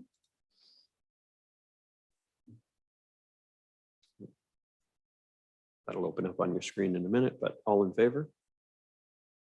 Any opposed? Okay, motion carries 8 to 2. And Councillor Dufour and Gardy Gardy. and Dufour. Okay. Oh, Councillor Gardy, are you in favor? Okay. Oh, in favor. Sorry, I Okay, just wanted, sorry. I saw it on here. I just wanted That's to make okay. sure. Okay. That was the vote there. So just Councillor Dufour opposed. And then the main motion I'll open, which bring the two together. So resolve that the report of the Manager of Information Technology dated January 30th, 2023 concerning open data costing information be received and that the cost of open data plan outlined in the report be referred to the 2024 budget. And I'll open that for voting as well. All right, that is before you, council. All in favor? Any opposed? Okay, motion carries 9-1. And Councillor Dufour opposed. I'll close that. Okay, yeah. And we just have 7.14, the zoning appeal of 130 Wellington Street West. And I have a motion by Councillors Dufour and Gardy resolved that the report of the solicitor dated January 30th, 2023 concerning zoning appeal update 130 Wellington Street West be received as information, and I'll open that for voting. East, not Oh, west. it's east. Okay.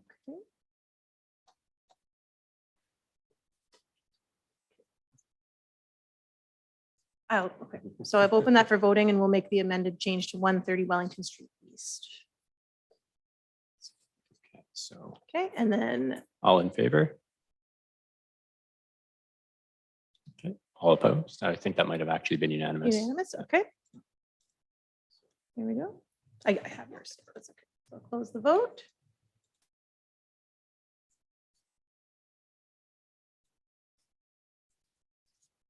Great. Thank you very much.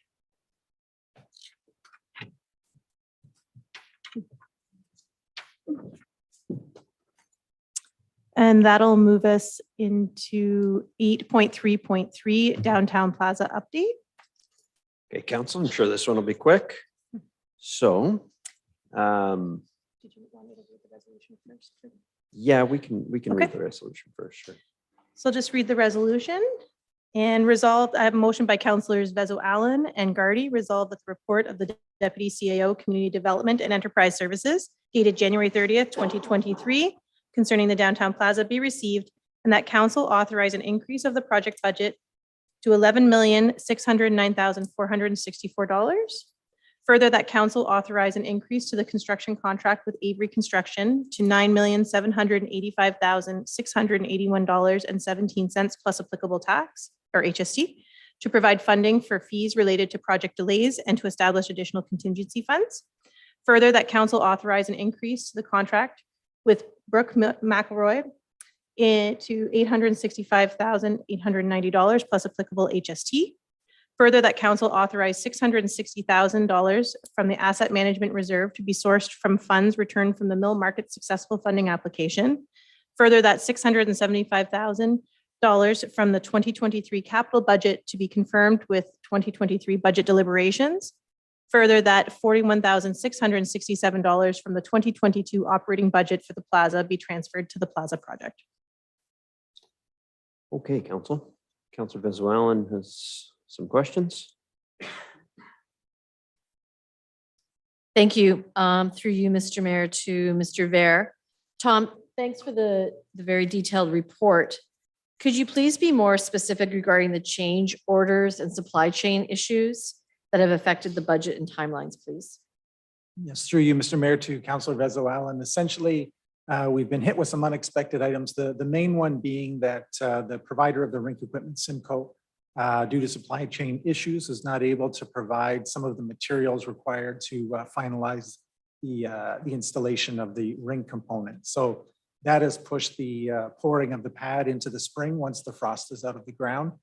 As well, we've had some other issues related to conditions where location of bedrock, things like that, probably more standard in capital projects, but things nonetheless that have happened that are causing these delays and increased expenses. Okay, thank you, Tom. Could you please remind us, what was the budget for the rink feature? Because that was a discussion about not having that rink feature initially in the project. Can you remind us what that budget amount was, please? Through you, Mr. Mayor, to Councillor Vezo Allen, I will pull that number up. It may take me a second. So if you have another question, I can Sure. look as you. While you're I want to say it was 900,000. I believe you're in the ballpark there. That's Which correct. isn't bad because sometimes I don't remember what I had for breakfast, but I remembered that. So regarding the rink feature, have we been committed to these materials that we haven't been able to receive? Or like, has there been like a deposit, like we are committed to having those materials, purchasing them? Through you, Mr. Mayor, to Councillor Vezo Allen, I can say yes, the materials have been ordered by the supplier. Could also add that at this stage, the components of the rink have been, or a number of the components have been installed. So the island rink wall is poured, the drains installed for that area. The refrigeration mains have been run to the rink area. The general contractor has been forming and pouring the rink banding. As well, a number of the items in the building that's been built to date includes the rough-ins for the piping. Obviously, the building's been designed and engineered to accommodate the coolers and the roofing requirements for the cooler, et cetera. So we've incurred a number of costs related to this rink feature in the construction to date. So basically the infrastructure is pretty much there for the rink. So the rink needs to go forward. Through you, Mr. Mayor, to Councillor Vezo Allen, correct. Okay, thank you. My only other question, Mr. Ver, would be in terms of Are there any other applications in terms of funding, whether it's governmental, non-governmental, private foundation, and also getting fundraising, continuing with the individual or corporate fundraising? Is that still being actively sought out by your team?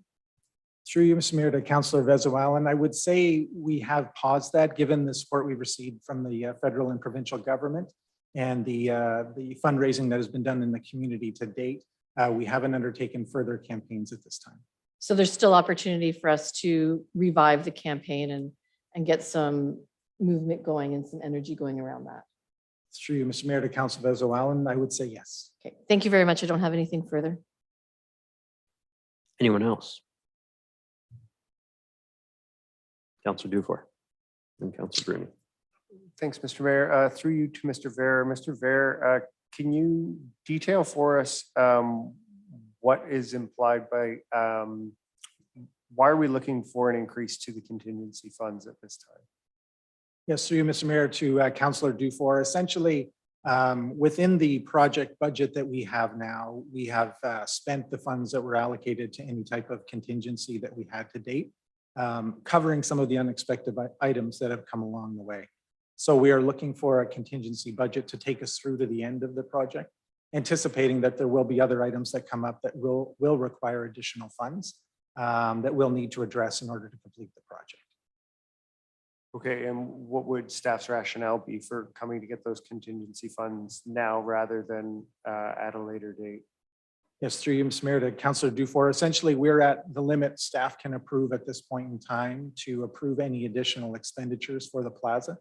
So we'll need a pool of funds to be able to handle these requests as they come through. Based on our experience to date with the project, we've created an estimate to what we think we may need to take us through to the end of the project. And we'll need that pool of funds in order to continue the flow of the project, the work on the project, and not have to wait to come back to council for smaller items as they come up throughout the course of the project completion, scheduled to be through to July 28th. Okay. Thanks.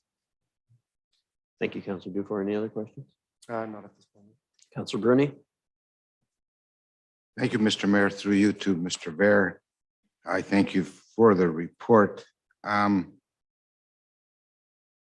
coming forward with this report asking for approximately 1.3 million, was there any consideration of coming back to council with a reduced project, like to offset this request that you're asking for, the 600,000 from asset management, 675 from the capital budget, and 41,000 from the operating budget for next year? Was there anything coming back to council to say, we want to do this to reduce the overall cost? Yes, through you, Mr. Mayor, to Councillor Bruni. Certainly through the project, we've been looking for ways that we can save money. There's been some things that have come under on the project to date. Some things we've, removed smaller items from the project. Essentially, when we approved the project at the time, we had gone through a value management exercise and removed any items that we thought were extraneous. Staff have been trying to keep to the original design of the plaza project. As well, I would add that, given the stage we're at in the project, being, over a third of the way into the project, a lot of the bigger items have been ordered. There's long lead times on a number of these things, so they've all been ordered. They are part of the scope of work with the contractor to do the project. And so from that perspective, anything we've had the ability to try and influence or change, we've done that, but we've reached a point where we do need these additional funds to see the project through. Okay. Any thought of halting the artificial ice surface? Say, let's not continue with it and maybe come back in a couple of years if it's required. Through you, Mr. Mayor, to Councillor Bruni. From a staff perspective, we've looked at, again, where we are in the project. So we didn't look at halting that, given we've got a number of components that are already installed and work completed on that. Also, when we look at the rink component, it does form an important feature of the winter activation of the plaza. a feature that we believe is important to have a destination 365 in the downtown. The rationale for the rink in the beginning was really to have not only the winter activation in the plaza, but also it provides a nice surface throughout the year that you can count on. This year, we've seen the skating trail wasn't able to come up to speed until January. So you've got kind of 2 months of cold weather, November and December, where we didn't have any ice surfaces available. And this will provide that type of ice surfaces that residents can enjoy in the colder months. As we've heard from Emily Cormier, it's not expected to get colder in the coming years. And so we think having an ice surface with a compressor will be a valuable asset to the community going forward. And with Councillor Dufour, you replied back regarding our Councillor Vezowalan regarding this supply chain issue. So why are we at fault? You know, if it's a supply chain issue that you're coming back to us for more money, when it would be the architect or the contractor should be picking up those costs, no? Through you, Mr. Mayor, to Councillor Bruni, it's a fair question, and certainly what we are experiencing, unfortunately, is kind of the extraordinary circumstances that surround the pandemic and supply chain issues. So I guess the reality is we're not at fault for the delay. At the same time, the consultants and the general contractor aren't at fault for the delay. It's just a situation that's come up in the marketplace where they just cannot get the materials that they need. And that's caused the extension to the project, which is leading to these extra costs. Yeah. How much money was put aside for contingency plan or for anything that comes up? Was it 200,000, 400,000? Through you, Mr. Mayor, to Councillor Bruni, we had a small contingency on the project to start. As you recall, we had the tender came in at a higher amount than we had approved. So the contingency was small. We had probably 30,000, plus we had some items that we were looking at being able to potentially shift or change within the project budget, which staff have, done again, all those small things that we thought we were going to be able to do. But we weren't able to compensate for this larger change that's come about. Okay. Thank you, Tom, for your answers. And thank you, Mr. Mayor. Thank you, Councillor Bruni. Councillor Caputo. Thank you for the report. Through you, Mr. Mayor, to Mr. Ver, in your opinion then, is there any way that we can amend this plan to stay on the current budget? Yeah, through you, Mr. Mayor, to Councillor Caputo. Unfortunately, I don't see that way. I wish I had better news to share with council on this front. Essentially, at this stage of the project and where we're at, I believe that in order to see the project through and to continue with it, unfortunately, we will need to invest additional funds to help us to complete the project. So then through you, Mr. Mayor, to Mr. Ver again, what will happen to the project if this is not approved? And through you, Mr. Mayor, to Councillor Caputo, essentially, we would be at a point where we wouldn't be able to approve any new change orders or costs for the projects. Those are required to continue the work as we've come up with those items. We'd be at a bit of a standstill in terms of figuring out next steps, which would incur, I believe, additional delays and additional costs to the project as we tried to sort all of that out. Okay. So maybe this is a question for CAO White. Is it possible for us to approve portions of this funding, or is this is this a yes or no to the full amount?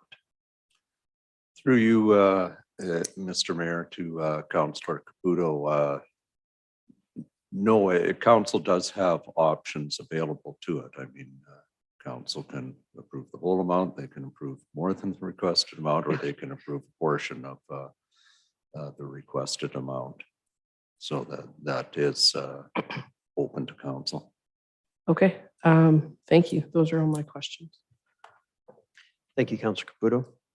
Any other councillors with questions? Councillor Gardy.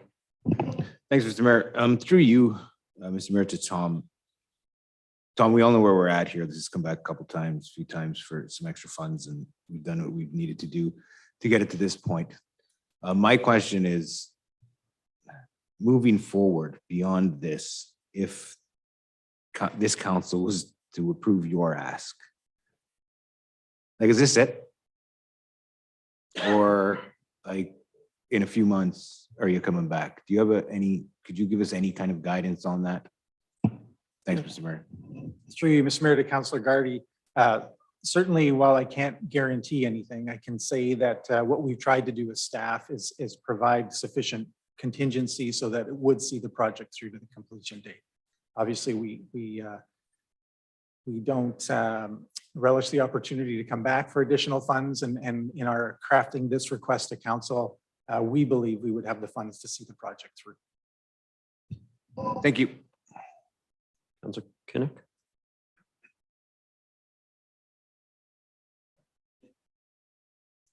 Through you, Mr. Mayor, to Deputy CEO Bear.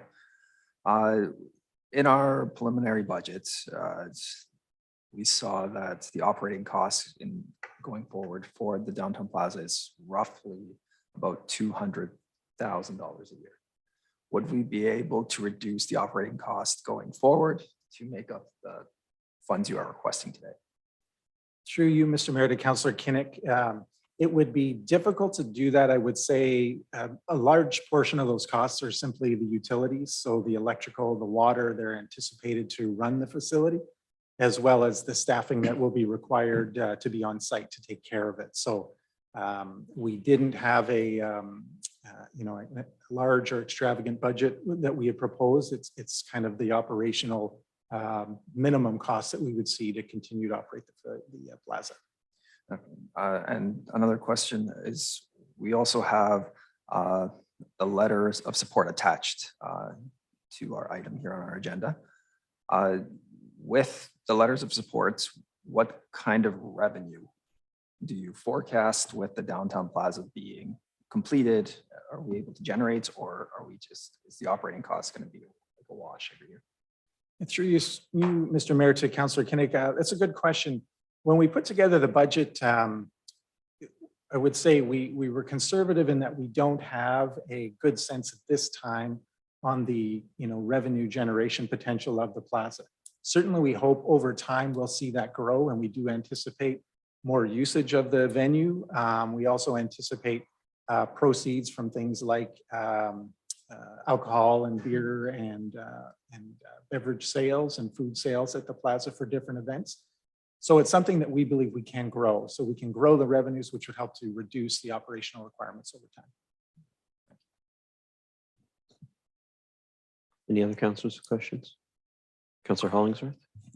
Thank you. Through you, Mayor, just for clarification, maybe this question was already asked to Mr. Ver.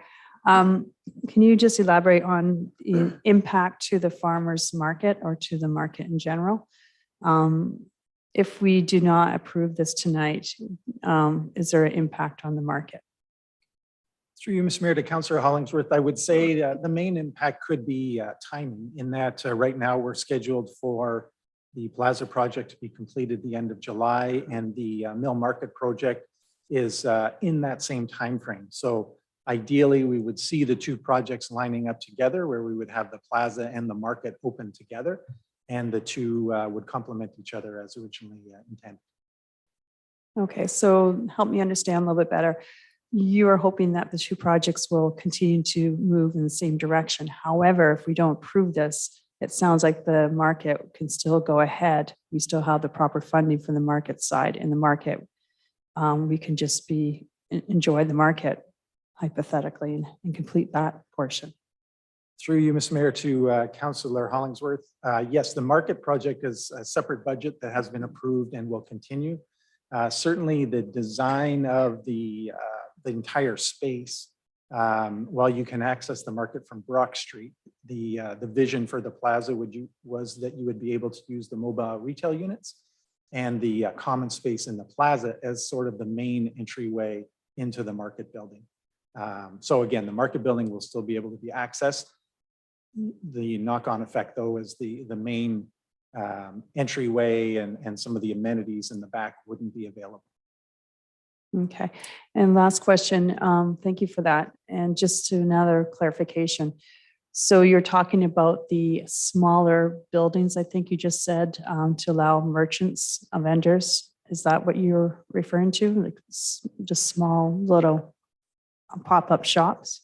Through you, Mr. Mayor, to Councillor Hollingsworth, yes, we've ordered 5 mobile retail units. 2 of those units have full kitchens. One of them has a food and beverage type counter, and then 2 are retail units. They can actually be split in 2, so you could have up to 4 retail shops. Those are based in the, we call the lower room of the plaza, directly behind the Mill Market building. Okay. And last question. So hypothetically, it sounds like the good news is the Mill Market will continue on. Hypothetically, if we don't accept this, and potentially we could still have green space and just basically put some turf there and create a parquet that's attached to the market, hypothetically, which would help to keep our costs under budget.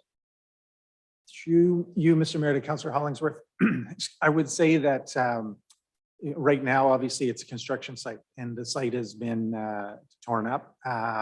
And we have the design for what will go into that lower room, which involves the pads for mobile retail units. It will be covered with asphalt and painted. So anything different that we would do would require a different design and would incur those costs, whatever it would be to put that in place. Okay, thank you.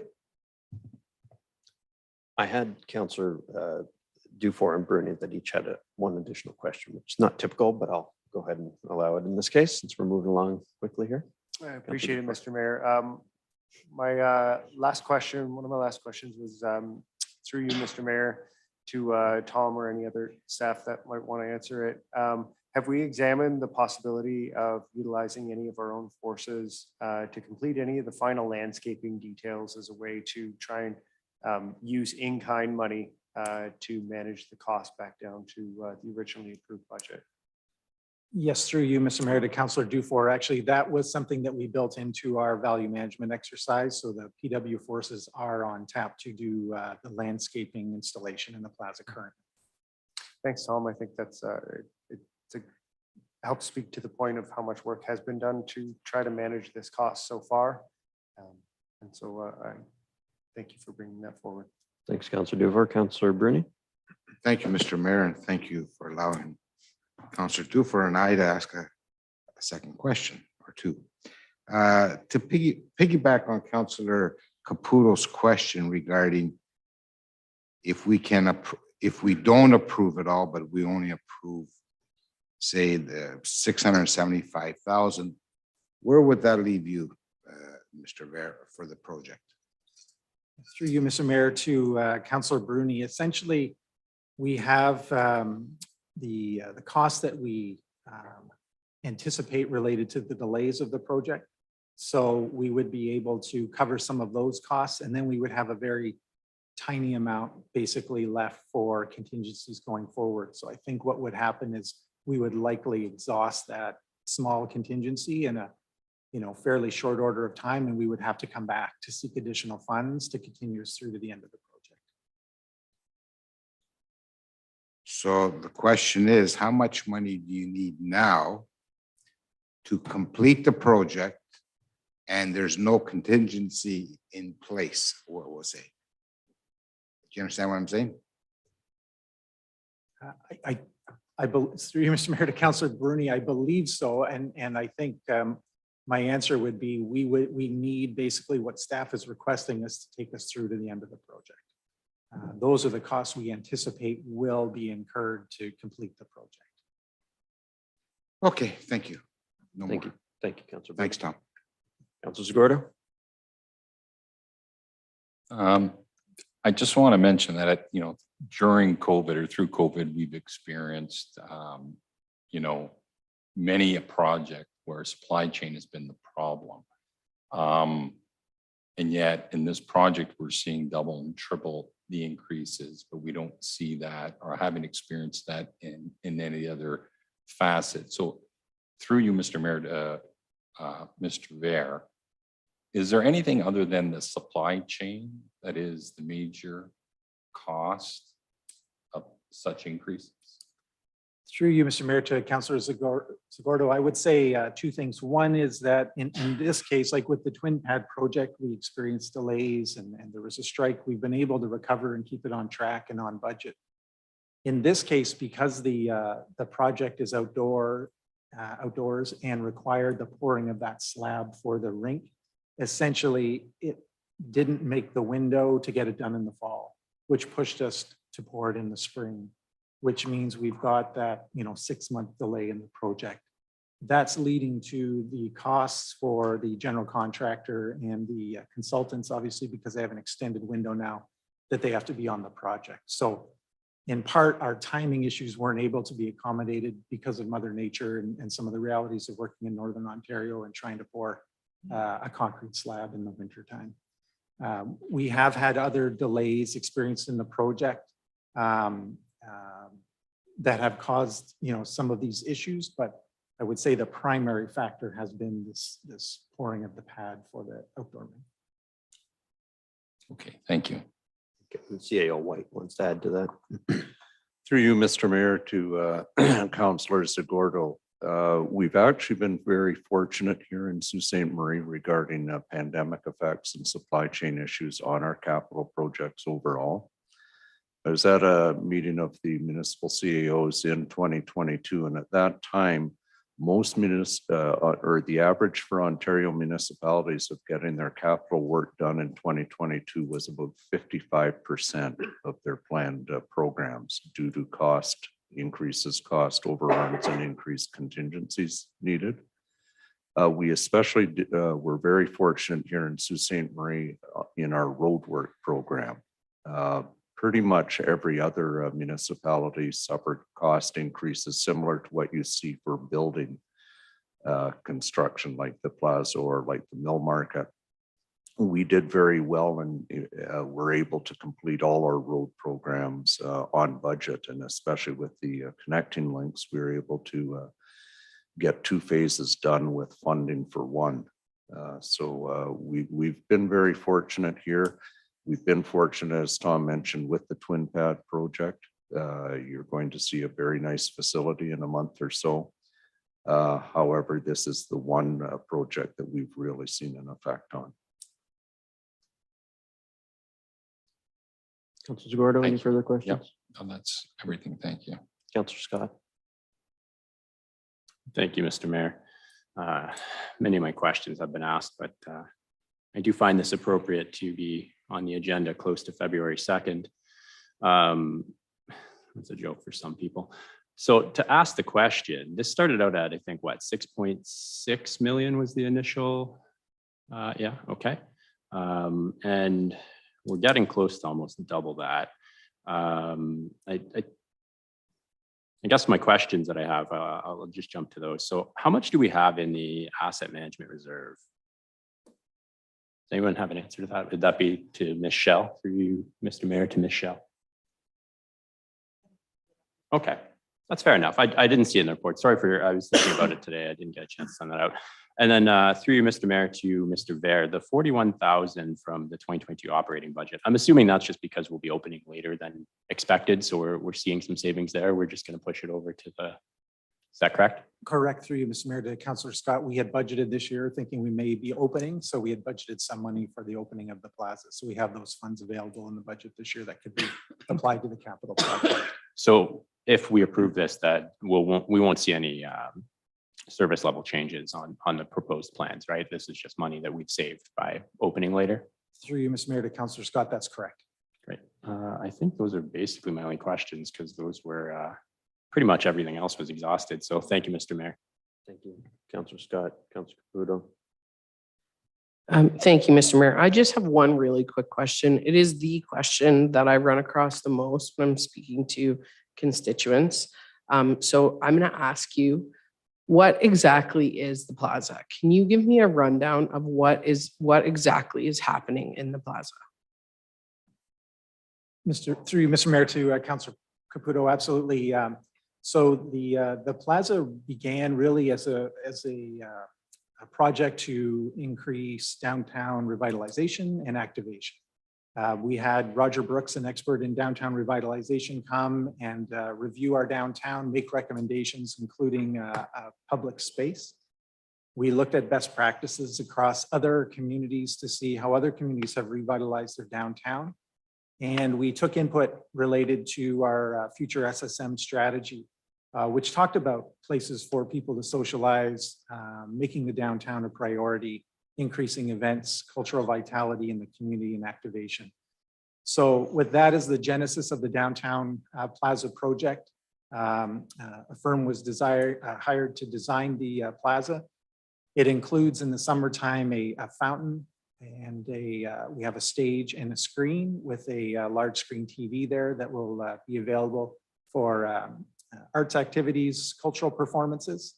In the wintertime, we have the rink that will be available for skating, obviously using the compressor system, so it'll help ensure that we have ice November to April.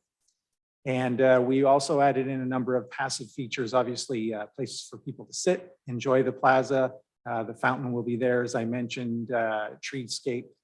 And we'll also have the mobile retail units, which will provide food and beverage opportunities and retail opportunities for local artisans and folks to sell different products to customers. That was based on some of the feedback we got from the public when we went out and did our public surveys.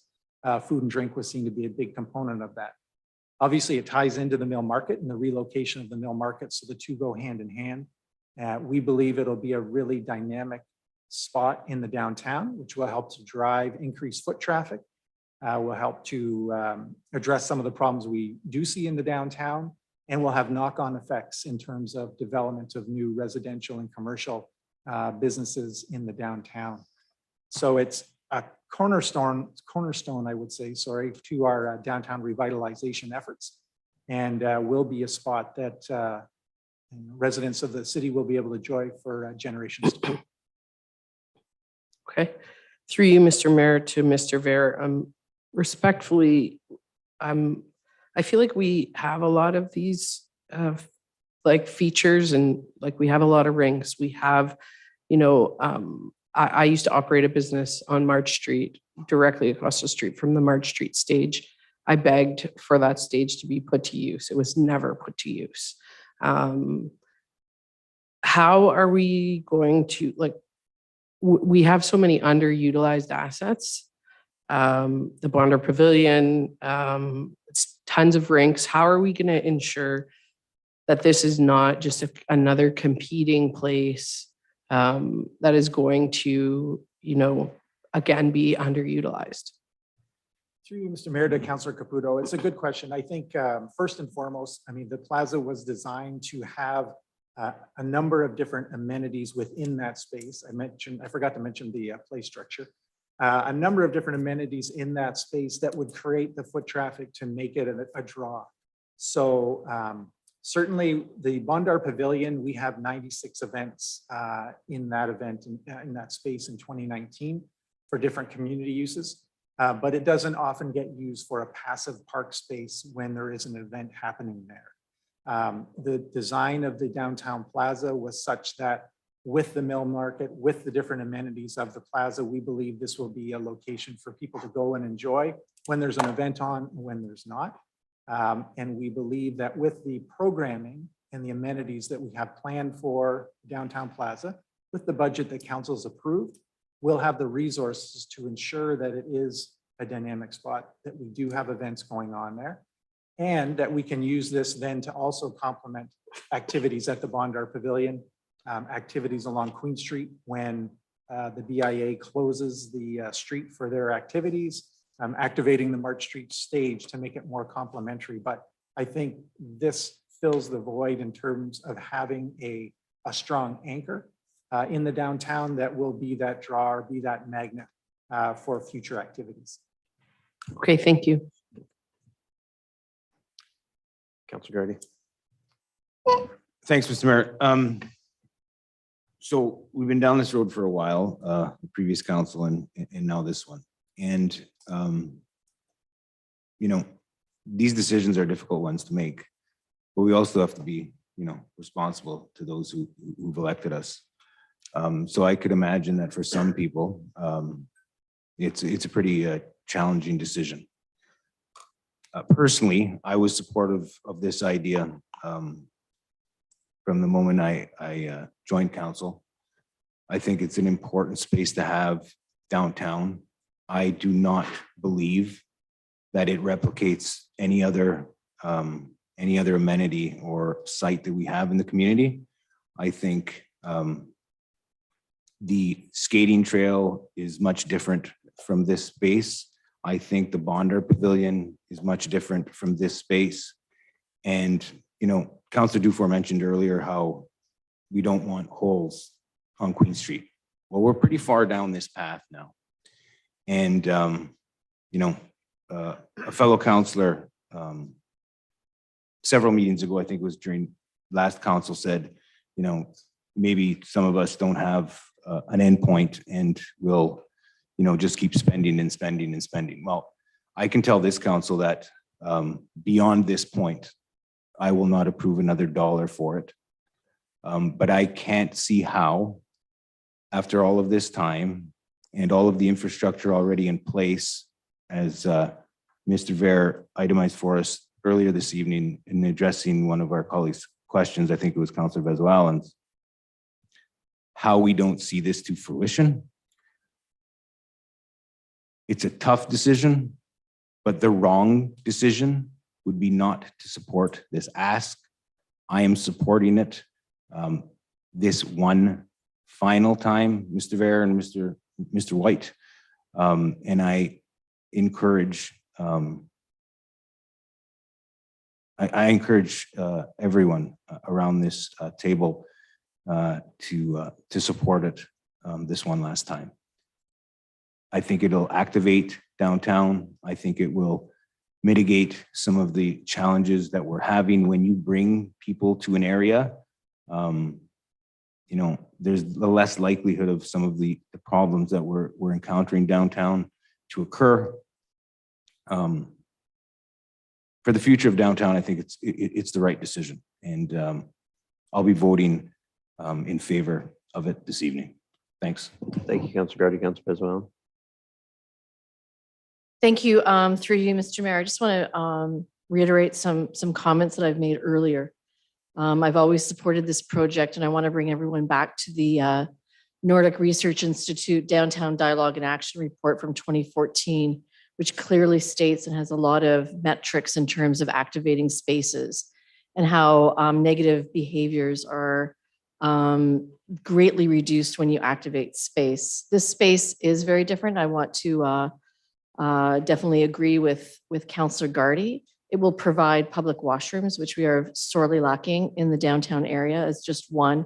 And it creates a space that is for seniors, for young kids, for families, for businesses. And I just want to remind everyone, by investing in this project, we have real live examples from other northern communities in the economic rollout, Thunder Bay being one.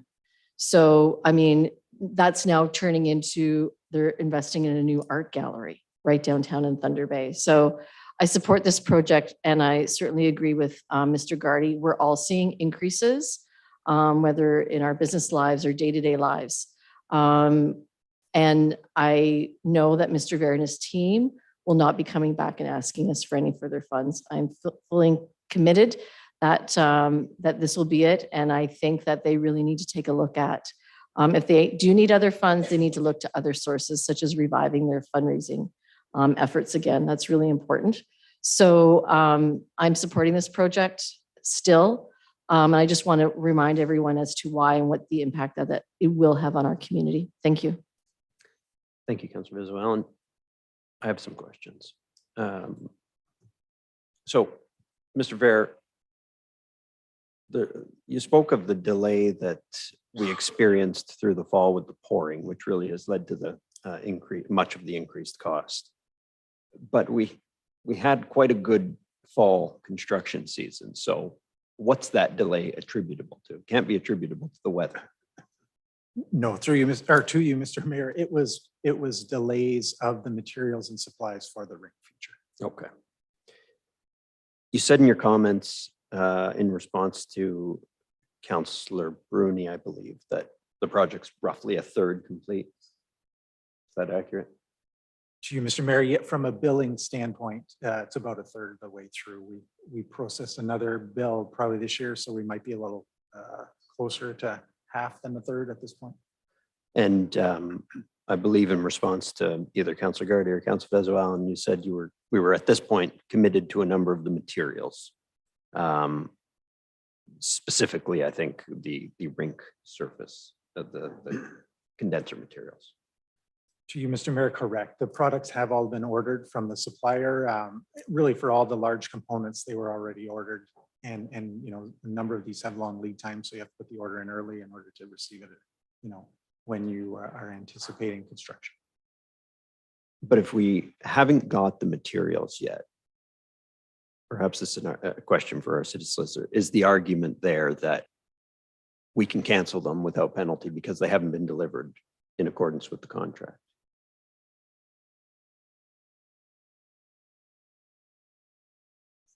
Through you, Mr. Mayor. I haven't seen those contracts, so I don't know what they look like. The contract with Simcoe, I believe, is directly with Avery Construction. So we don't have that. I don't know what the parameters would be to canceling it. Thank you for that. So let's assume for a minute that we get the materials. We haven't expended costs for labor to install those materials. Is that correct? To you, Mr. Mayor, the materials we haven't received, correct. We have expended labor and costs in terms of certain components of preparing for the rink and some of the deep runs that service the rink feature, the piping that runs in the building, et cetera, have been undertaken. But there might being the operative word, a savings overall if we determined we wanted to forego a feature or another. To you, Mr. Mayor, that would be correct. And I don't necessarily want to pick on the rink because that's one of about 5 features that you named at the plaza. But I struggle to understand, maybe you can help me on this point. I struggle to understand, we're a third through the project, but what I'm hearing is if we don't approve these additional funds, 1.4 million, we basically can't do anything else. So that circle doesn't square for me. That's still, you know, $9.75 million that we can put into it. Certainly, we must be able to get something pretty good for $9.75 million. To you, Mr. Mayor, if we were directed to rescope the plaza or change the features in the plaza, we could go back and understand the implications of, you know, what the cost of that would be. That would be something staff could explore. How long would that take? To you, Mr. Mayor, I would estimate it would take, you know, a week or two to, you know, get all the information, review the contracts, have discussions with suppliers to figure that all out.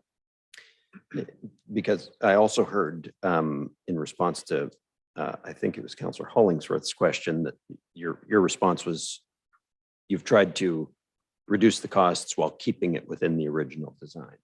And I think that's where the disconnect is here. I mean, Councillor Hollingsworth suggested, you know, the opposite end of the spectrum, which was just to have green space. I think that would be, you know, one of the more extreme options that we had with the market, of course. But the other option has to be somewhere other than what the current scope of it is. So somewhere in between those two scopes, there has to be, in my view, something that would fit within the existing budget. Can that be looked at? To you, Mr. Mayor, that is something staff can investigate and look at options there. Obviously, we've tendered the project. The project has a different scope, so I would foresee there would be penalties or costs that we would incur as part of that exercise, but that is something we could investigate. And that, I think, would all be helpful information for council to have. From my own view, the additional heating costs, the additional delay costs are something I suspect most of us don't want to approve, but probably see some necessity to approve. It's anything beyond that that certainly I'm not comfortable with. And from my discussions with various councillors over the course of the last several days, I don't think many are. So what's the number that is just for the additional heating delays and the time delays that would be required to go forward, from this point to the next couple of weeks? Yeah, to you, Mr. Mayor, I would say that we would recommend the 675 would provide funds to allow us to undertake some of the initial change orders that are required to move the project forward and address some of the outstanding costs related to the time delays. That's where I'd prefer to go, council. I can't move that motion to split these things up into multiple motions to send it back to staff for the balance of it. But if Councillor Caputo's will, there's a motion. The motion that is the staff recommendation is tabled on the floor. But what I've suggested, and which I'm asking for council to support or move, is whether or not they would amend this to see part of it be approved and part of it get referred back to staff. Now, we could vote this down and then get to that, but I think then we don't have anything tabled that we're dealing with. So is that right? Is my understanding of the procedure right there? Defer the whole thing? Through you, Mr. Mayor, and to members of council, given where we are and the need for some of these costs that are being incurred right now, I don't recommend deferring it for the entire thing for the 2 weeks. I think what we've heard from council is you're likely, if there is to be money approved tonight, it would be mostly from the funds returned to the city from the Mill Market successful funding application. And it's the additional funding that source that council is apprehensive about and needs more information to review. Is that a fair assessment? More information, or whether or not there could be a change in scope. Yeah. Change in scope. Yeah. If that's the direction, while this has been going on, we've been looking at potentially going down this road. What I would suggest is that we would amend the main motion. We would likely be easiest to just substitute the main motion before you with a very similar worded one, but with different numbers that we have, and adding one more operative clause, which would be further that council requests staff return at the February 13th budget meeting with a report on options to potentially reduce the funds being requested for the downtown plaza. I generally followed you there, but it would be helpful if we could see the actual written content of that motion so that we could determine if someone was comfortable moving and seconding that.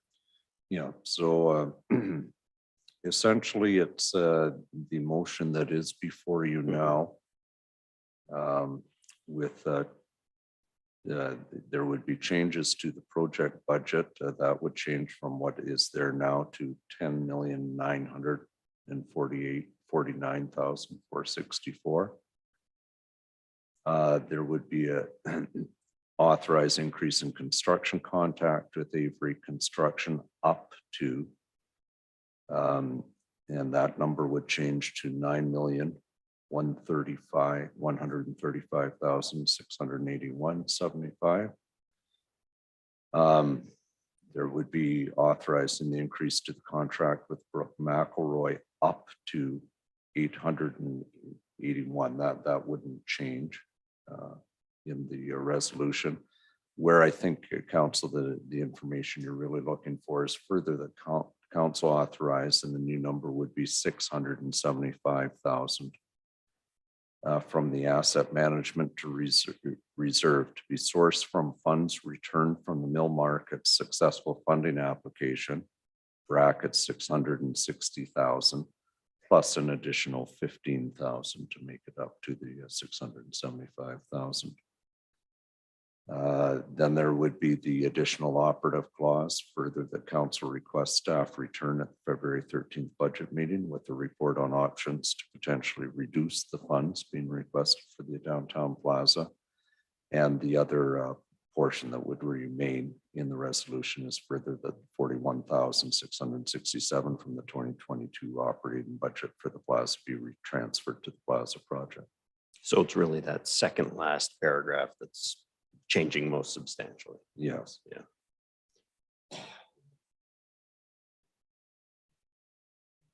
We could certainly do that, or it's a motion to amend, so it could be moved or seconded by any other party.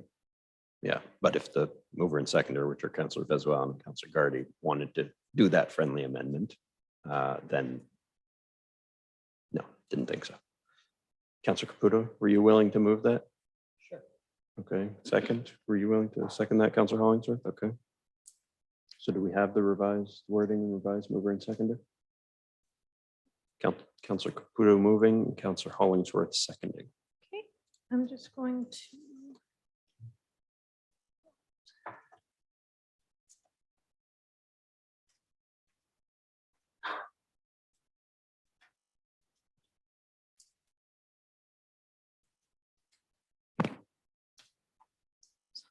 Okay, so I'm just going to put resolve that the original resolution be substituted with the following wording. And would you like me to reread it, or is Malcolm? Okay, so we'll put a resolve that the report of the Deputy CAO Community Development and Enterprise Services dated January 30th, 2023 concerning the downtown plaza be received, and that council authorize an increase of the project budget to $10,949,464 plus applicable HST. Further, that council authorize an increase to the construction contract with Avery Construction up to $9,135,681.75 plus applicable HST to provide funding for fees related to project delays and establish additional contingency funds. Further, that council authorize an increase to the contract with Brooke McElroy up to $881,129.66 plus applicable HST. Further, that council authorized $675,000 from the asset management reserve to be sourced from funds returned from the mill market successful funding application of $660,000 plus an additional $15,000. Further, that council requests staff to return at the February 13th budget meeting with a report on options to potentially reduce the funds being requested for the downtown plaza. And further, that $41,667 from the 2022 operating budget for the plaza be transferred to the plaza project.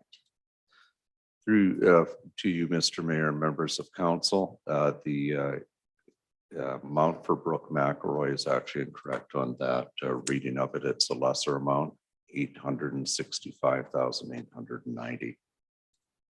That's not the 881 that I referred to. Yes, the number we've got is 865. Yeah, Yeah, Yeah. that's the right number. that's the right. Okay. I'm just making that. Okay, it's open for the amendment by substitution is open. Procedural Oh. question. So just for clarity, we're approving an amount to Avery, an amount to Brooke McElroy, and on top of that, another 675, or that is included in the 675? Through you, Mr. Mayor, to Councillor Caputo, it's included. What we Okay, thank have to you. do is, when we're doing these things, is actually adjust the contract amounts, but it is included with that. Okay, thank you. I just wanted a clarification. Thank you so much. Okay, council. So the motion, revised motion is before you. We'll take a vote. All in favor? 1, 2, 3, 4, 5. Opposed? 5.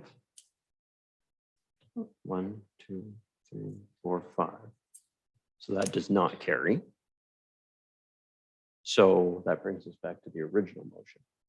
Okay, and I just need I have Mayor Shoemaker in favor, Councillor Hollingsworth in favor, Councillor Speeda is absent, Councillor Dufour.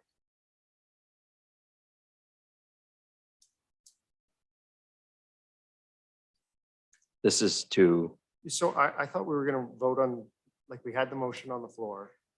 we amended. I'm confused as why we didn't vote on that motion and then amend. Because there would have been nothing on the floor before us if we had voted on that motion. Okay, and if we had voted on that motion and it had been defeated, then would we have not rewritten the motion to then be before us? That's where I'm getting confused. I don't think we're technically on the agenda item if it was voted on and defeated. So that moves us beyond that agenda item. Whereas if we amend it and that's defeated, then we are still on the main motion. Is my understanding of that correct? Mr. Mayor, members of council, technically what you've done is amend the main motion and you're voting on that amendment. That's why essentially the body of the main motion has been changed by the difference in the dollar amounts. And that one operative clause asking us to referring it back to staff to review and go back. So that's what you're voting on, is that amendment. For sure, yeah. So my question is, if the amended motion is defeated and we go back to the main motion and the main motion is defeated, does that basically end the matter unless someone files a motion for reconsideration at the next meeting? That would really be what would happen. And I'll vote in favor of the amended motion. And Councillor Bezo Allen, I had you opposed. Councillor Zagordo? In favor, okay. Councillor Bruni opposed. Councillor Connect is in favor. Councillor Gardy, I had opposed, and Councillor Scott opposed. So that's 6 in favor and 4 opposed, so. Okay. Carried. So the amended motion carried. So we will have a report back in 2 weeks on the balance of the monies. Thank you.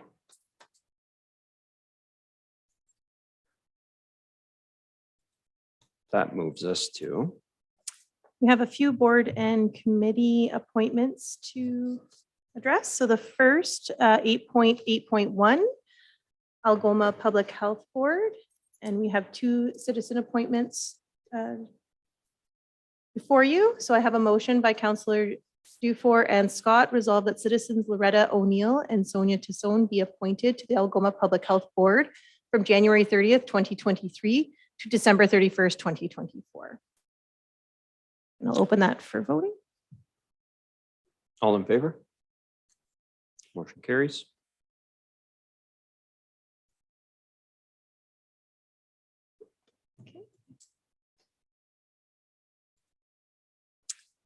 Downtown Business Improvement Area. I have a motion by Councillors Hollingsworth and Gardy.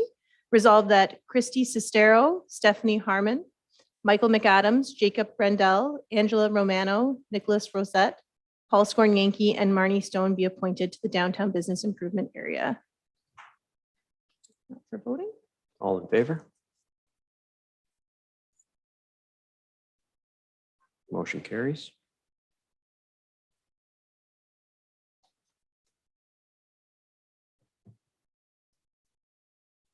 And 8.8.3, we have Noise Bylaw Review Task Force. And there's a motion by Councillors Dufour and Scott, resolved that Councillor Connect be appointed to the Noise Bylaw Review Task Force. All in favor? Motion carries.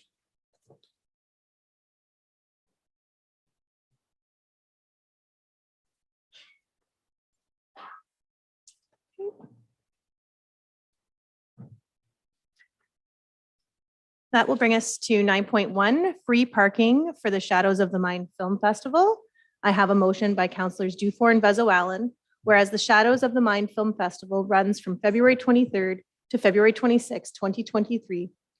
And whereas the Shadows of the Mind Film Festival is a film festival that showcases films and other art forms for two purposes: to entertain and to educate by attracting audiences through the entertainment value of film.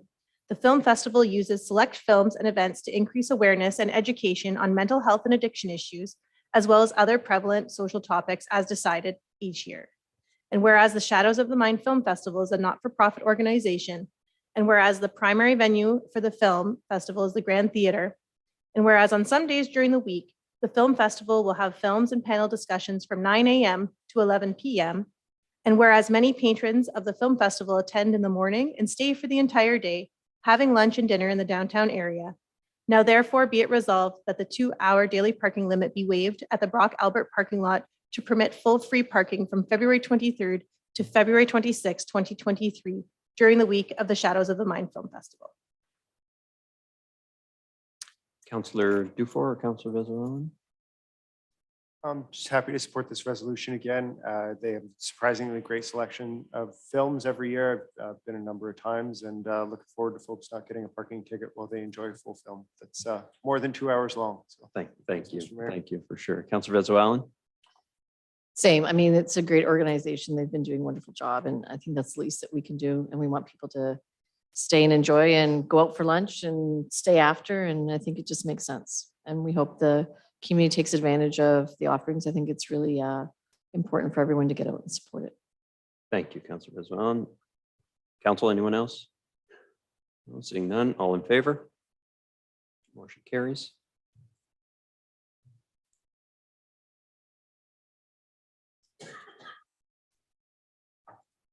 That brings us to 9.2, Trash to Treasure Day.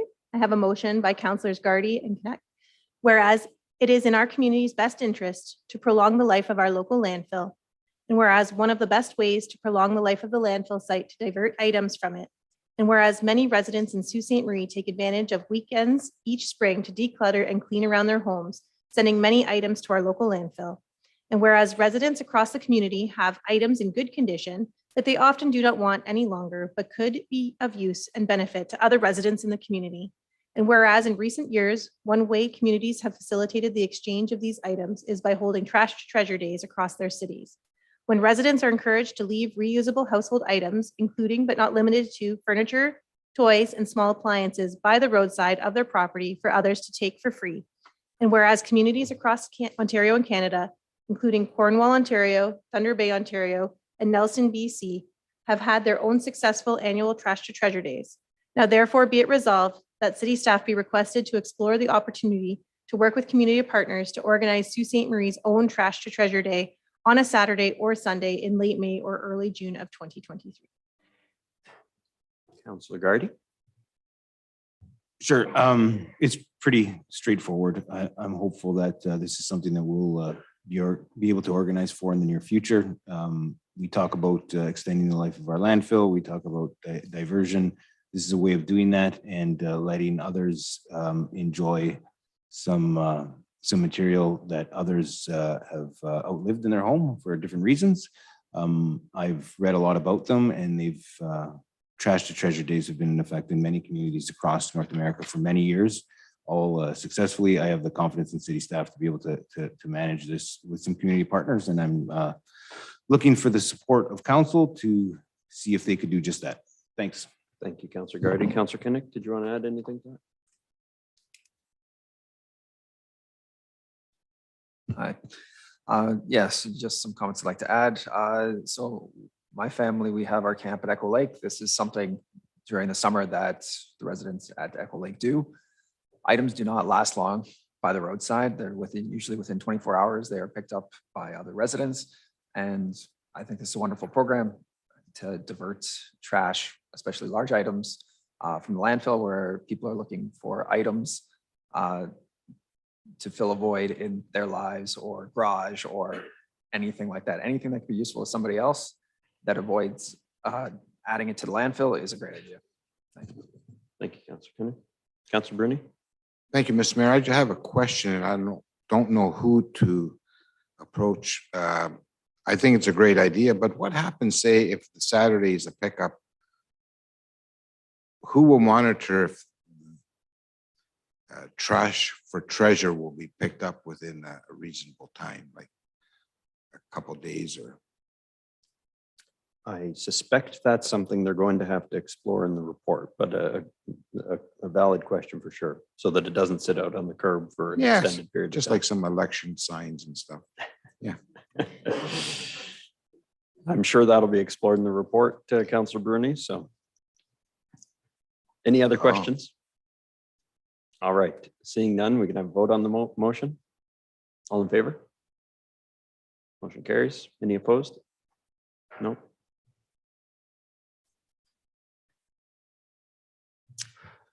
That'll bring us to bylaws. And I have a consent motion by Councillors Dufour and Scott, resolved that all bylaws under item 12 of the agenda under date January 30th, 2023 be approved. All in favor?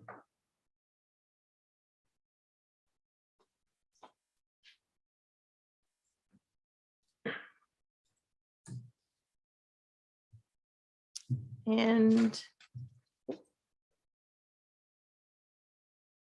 I have our closed motion, a motion by Councillors Dufour and Scott, resolved that this council moved into closed session to consider one item concerning a proposed acquisition of land and 3 items concerning proposed disposition of land.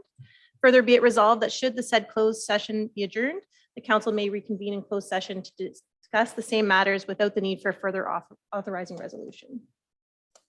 All in favor? Motion carries. And we'll adjourn this meeting and then move into the budget meeting. Just when we thought we were done. So for the regular council meeting, I have a motion by Councillors Dufour and Gardy, resolved that this council now adjourn. All in favor? Motion carries. Okay. Perhaps we could take 2 minutes to refill our coffees. Okay.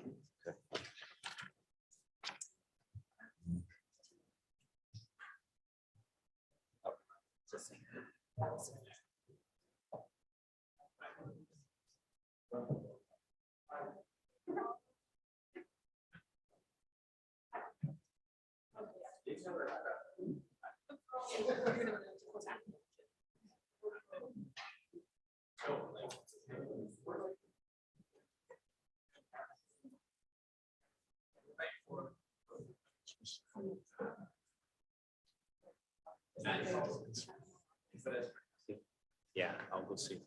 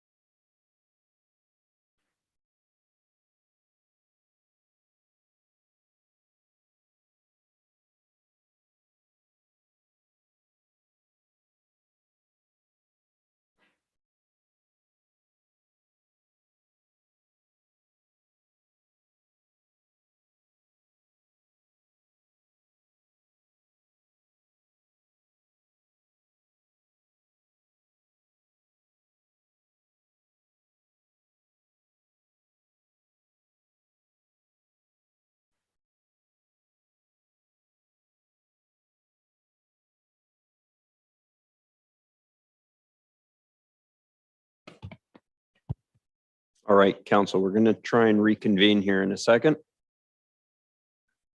Perfect.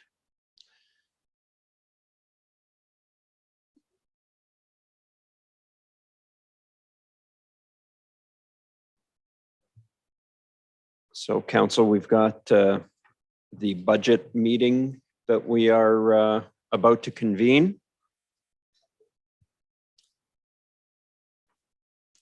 Madam Clerk.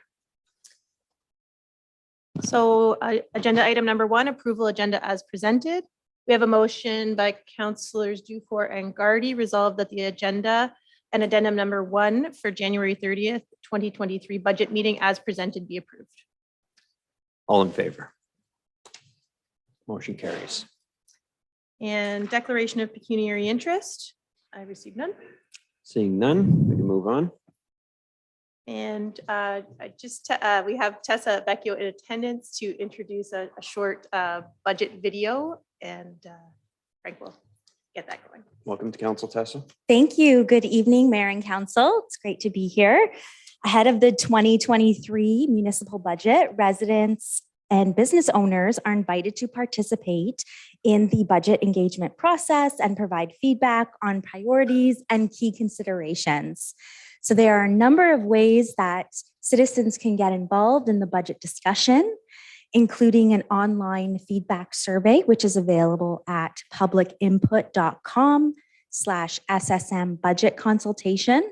We also have paper copies of this particular survey at various community centers. So the Senior Center, the Northern Community Center, the Accessibility Office at the John Rhodes, the North Branch, and the Centennial Library. Citizens are also asked to participate in a virtual town hall, which will be facilitated by our local media partner, Village Media, on February 3rd. Questions can be submitted by emailing the editor at frank@siouxtoday.com. We will also have posts on the city's social media sites and provide feedback through Facebook, Twitter, and YouTube using the handles @CitySSM and #SiouxBudget. You could email comments and questions to budgetinput@cityssm.on.ca. Residents can also call the finance office at 705-759-5350, or simply just mail us any suggestions and they will be included as part of the budget deliberation discussions that will be provided to council. So with that said, we created just a short little video outlining how the budget process works. Budget discussions are set to take place, and there's often little agreement other than the fact that they are confusing. Let's help you understand how your municipality develops its budget. Most of us debate the merits of a property tax increase, but has anyone stopped to explain how property taxes actually work and what this all means? We'll just restart. Property taxes are the predominant mechanism really want the you to know how the municipality budget uses works, to so raise we're playing money. it twice. And surprising to some, they only amount to about 67% of the annual operating budget. So what is a city budget and why should it matter to you? Whether you own or operate a business, are raising a family, rent or own property,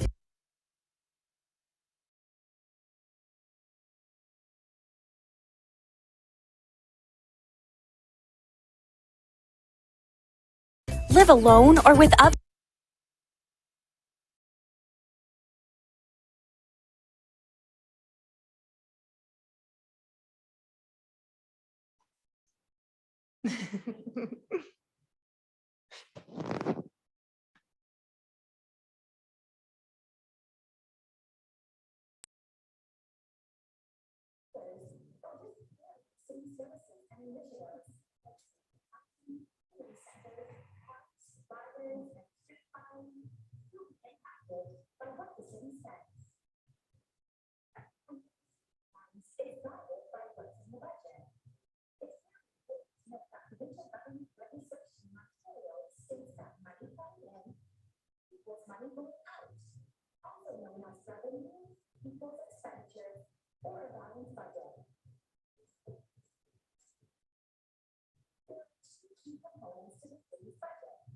operating, and capital.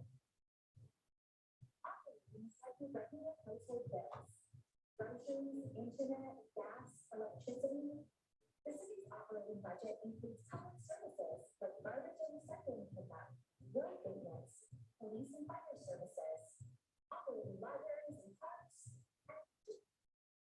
and just like any regular household, all bills go up with inflation. Capital budget is like your major life expenses, such as buying a home, renovating your business, and buying a new vehicle. The city's capital budget includes things like water and sewer main replacement, road rehabilitation and construction, upgrades to buildings and improvements to recreational facilities. And because many capital projects span several years, the annual capital budget is guided by a council-approved strategic plan. So where does the budget come from? Primarily property taxes and user fees. For each dollar the city receives, 67 cents come from property taxes, 15 cents come from user fees, and 10 cents come from government grants. Money is used to deliver net vital services to city residents. Once the budget is developed, public input is gathered and the budget is presented to council, which is delivered, revised, and approved. City council decides what services and service levels will need and how to pay for them, or it approves the budget.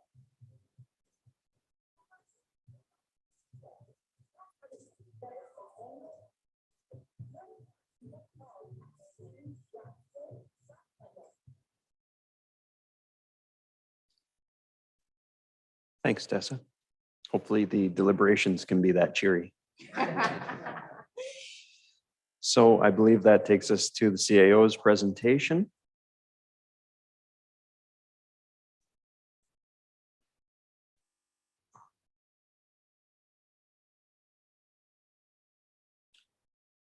Mr. Mayor, members of council, you'll get the substantive part of the budget presentation from Michelle and Mr. Facey. But a few high-level things that I want to certainly highlight for council regarding the 2023 budget.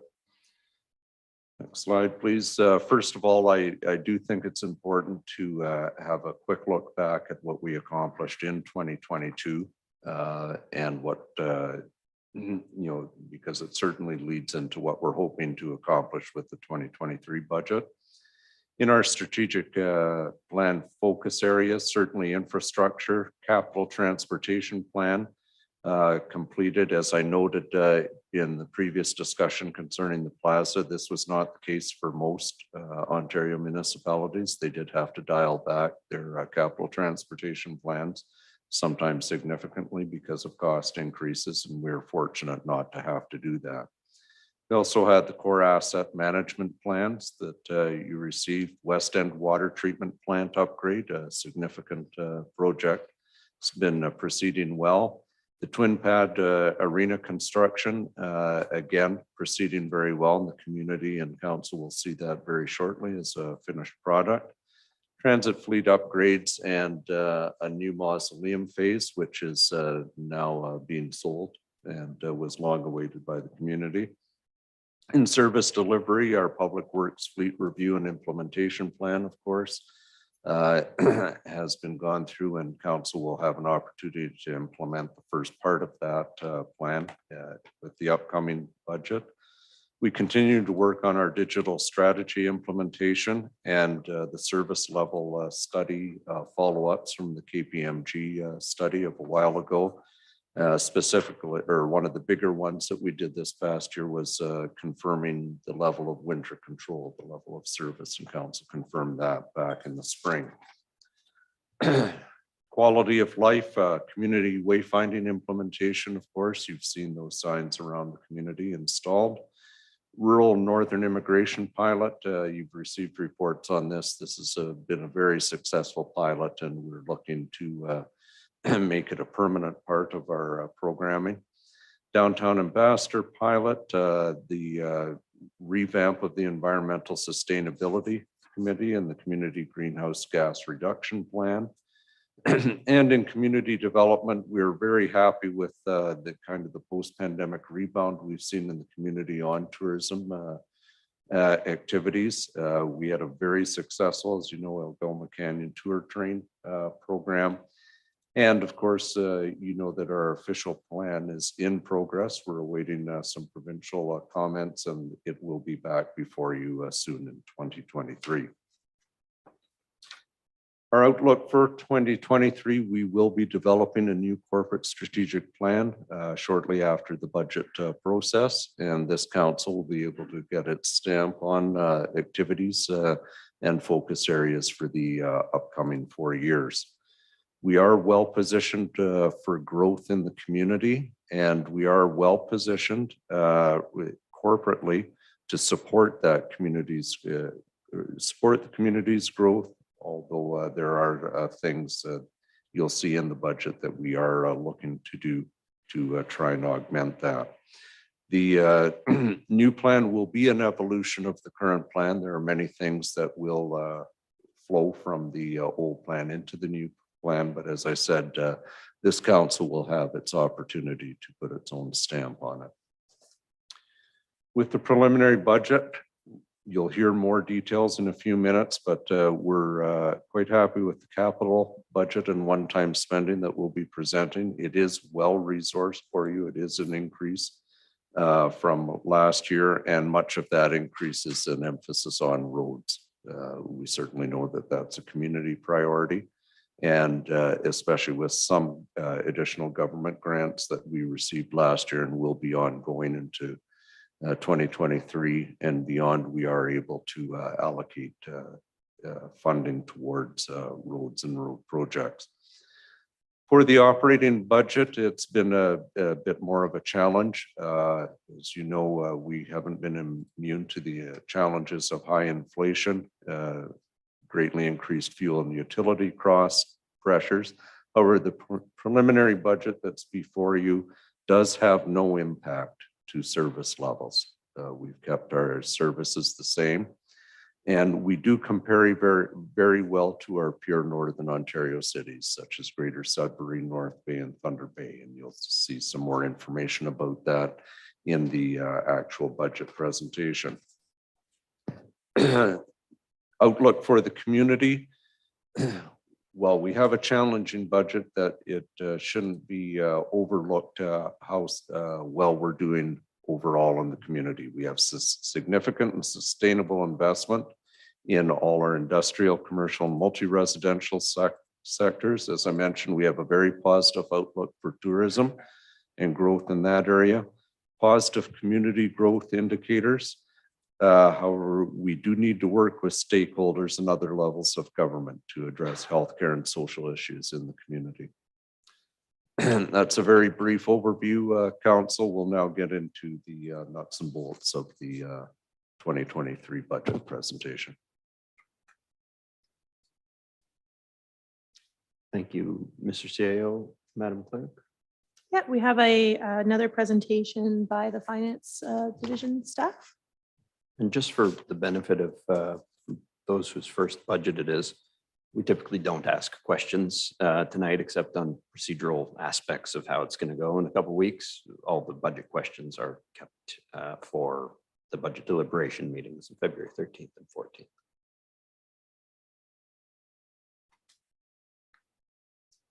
Good evening, bonjour. Tonight, the 2023 preliminary operating and capital budgets are being tabled. The budget presented represents a status quo, which assumes the level of service provided will essentially stay the same while providing for the cost of doing business. The presentation will include a review of the budget landscape, including financial indicators, challenges, and recommendations. The Manager of Finance will then provide a summary of the operating capital budgets. New in 2023 is the sanitary rate supported budget, which was previously integrated into the operating and capital budgets. This will provide better information and transparency of the sanitary rate requirements, which are not supported by the tax levy. Canada is in a period of historically high inflation, with rates not seen in 4 decades. Since 1992, inflation has averaged around 1.8%. The average annual inflation change between 2022 and 2021 was 6.8%. Municipal services will not typically trend directly with CPI inflation, as can be seen in the graph. The basket of goods and services used to measure CPI inflation is different than what municipal services incur. As a service organization, salaries and benefits make up 50% of the total municipal share of the operating budget. Contractual labor agreements will therefore have a significant effect on the municipal inflation. For example, the 2020 contractual agreement increase averaged around 1.7%, whereas CPI inflation was 0.7%. Conversely, in other years, contractual agreements were less than CPI inflation. High inflation impacts the entire community. Food and energy costs have risen significantly, and the strain on the global supply chain has created shortages, resulting in increased prices. The increased cost of goods and services also affects the city's ability to provide its services without increasing the tax levy at a higher than historical trend. The financial indicators for the city reflect a positive position. Discretionary reserves as a percentage of own source revenue is slightly less than our comparators, but has increased year over year. The current level of reserves still provides the ability to fund debt internally when required. The use of the tax stabilization reserve for 2023 could reduce this ratio, though. Additional reserve allocations for ongoing capital maintenance and equipment requirements are recommended in the 2023 supplementary requests and also in the near future to provide stable, ongoing funding and to reduce the risk of service interruption. Detailed descriptions of each indicator are included in the CFO's report in the published preliminary budget. The preliminary operating budget identifies a 5.97% levy increase, which includes levy and local boards. The city's share of the levy, which is the portion for which City Council deliberates and approves, is 3.95%. This represents the net requirement to provide the same level of service as in 2022. Supplementary items deliberated and approved by Council on February 13th can potentially increase the city share of the levy. Details of the operating budget will be provided later in the presentation. The levy and local board portion of the levy increase is based upon actual levies for all except the DSAB, which has been estimated with an inflationary increase. This portion of the levy is for amounts that the city collects on behalf of the levy and local boards based upon budgets approved by each organization's board. Council has little to no control over the amounts provided to be collected. The total municipal preliminary budget levy increase of 5.97% is below CPI inflation for 2022 of 6.8. The 2022 budget estimated inflation at 2%, much less than the actual inflation, leaving the starting point for the 2023 budget with less resources to maintain the service level. The inflation estimate used for the 2023 budget was 5.5%, based upon a reset for the 2022 shortfall and an estimate conservative of 2.5% for 2023. During deliberations, Council will be focusing on the city's share of the levy.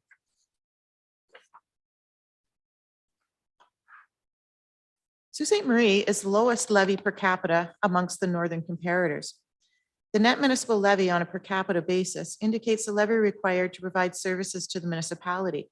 Differences in service levels, methods of providing services, demographics, and user fee policies, amongst other factors, will cause differences between municipalities. The purpose, though, of the measure is more to provide insight into the net costing of services and does not indicate value for money or effectiveness of meeting community objectives. The mid-range, where Sault Ste. Marie is ranked, goes from 1,562 to 1,819. The only other northern municipality in the mid-ranking is Sudbury, who is at the very top end of the range. This indicates that Sault Ste. Marie appears to have a lower cost for its services than the northern comparators. Balancing affordability and the level of service that residents have come to rely on is at a critical juncture. With a higher than historical levy increase, mainly due to inflation, the current level of service provided by the many city departments may not be able to continue in the near future without significant investment, saving initiatives, or changes to the levels of service. The direction for the 2023 budget is to mitigate the impacts of short-term revenue recovery from the pandemic and uncertain inflationary expenditures by utilizing the tax stabilization reserve in the amount of $1.3 million. The revenue shortfalls from the pandemic recovery is for 900,000 and 400,000 for one half of the $800,000 increase in fuel costs are included in the preliminary budget. This strategy reduces the tax levy and enhances affordability to the community by removing an immediate tax impact. We will be looking at the 2024 budget to review the changes as they may become permanent, and we'll have to assess funding options at that time, including adding to the levy if required. The 2023 capital budget seeks approval of $48.2 million of investment, plus another $12 million investment in the sanitary rate supported budget. Current annual operating budget allocations are not sufficient for ongoing capital requirements. The supplementary requests for council deliberations include investments that are required for ongoing capital maintenance and equipment to ensure the service levels may be maintained and reduce the risk of loss of service. The city currently has a very low debt burden, which makes it less vulnerable to external sources of funding that it cannot control and also its exposure to risk. The debt management strategy is supported by reallocating retired debt servicing to the asset management reserve. In 2023, $930,000 of retired debt servicing was transferred to the reserve. The majority of this was from retired internal debt. With the completion of the twin pad in 2023, the approved annual long-term debt servicing is included in the budget at $1.4 million. The annual amount has increased from the original estimate due to the increase in lending rates. There is currently $814,000 available for other debt servicing or capital requirements. Wastewater capital debt servicing requirements will be serviced from the sanitary fees. Future debt requirements in the next 5 years include $6 million for a new fire hall for the fire master plan, major renovation projects at the John Rhodes Community Center and the GFL Memorial Gardens for $12.5 million, and landfill site improvements and expansion for $12 million. For the city's debt management policy, the debt service limit for both internal and external debt is a total of 5% of own source revenue and is estimated at $9.3 million. Based upon the current approved capital projects, the forecasted long-term debt will peak at $92 million in 2025, with debt servicing estimated at $8.5 million. This increase is mostly due to significant capital investment for wastewater projects.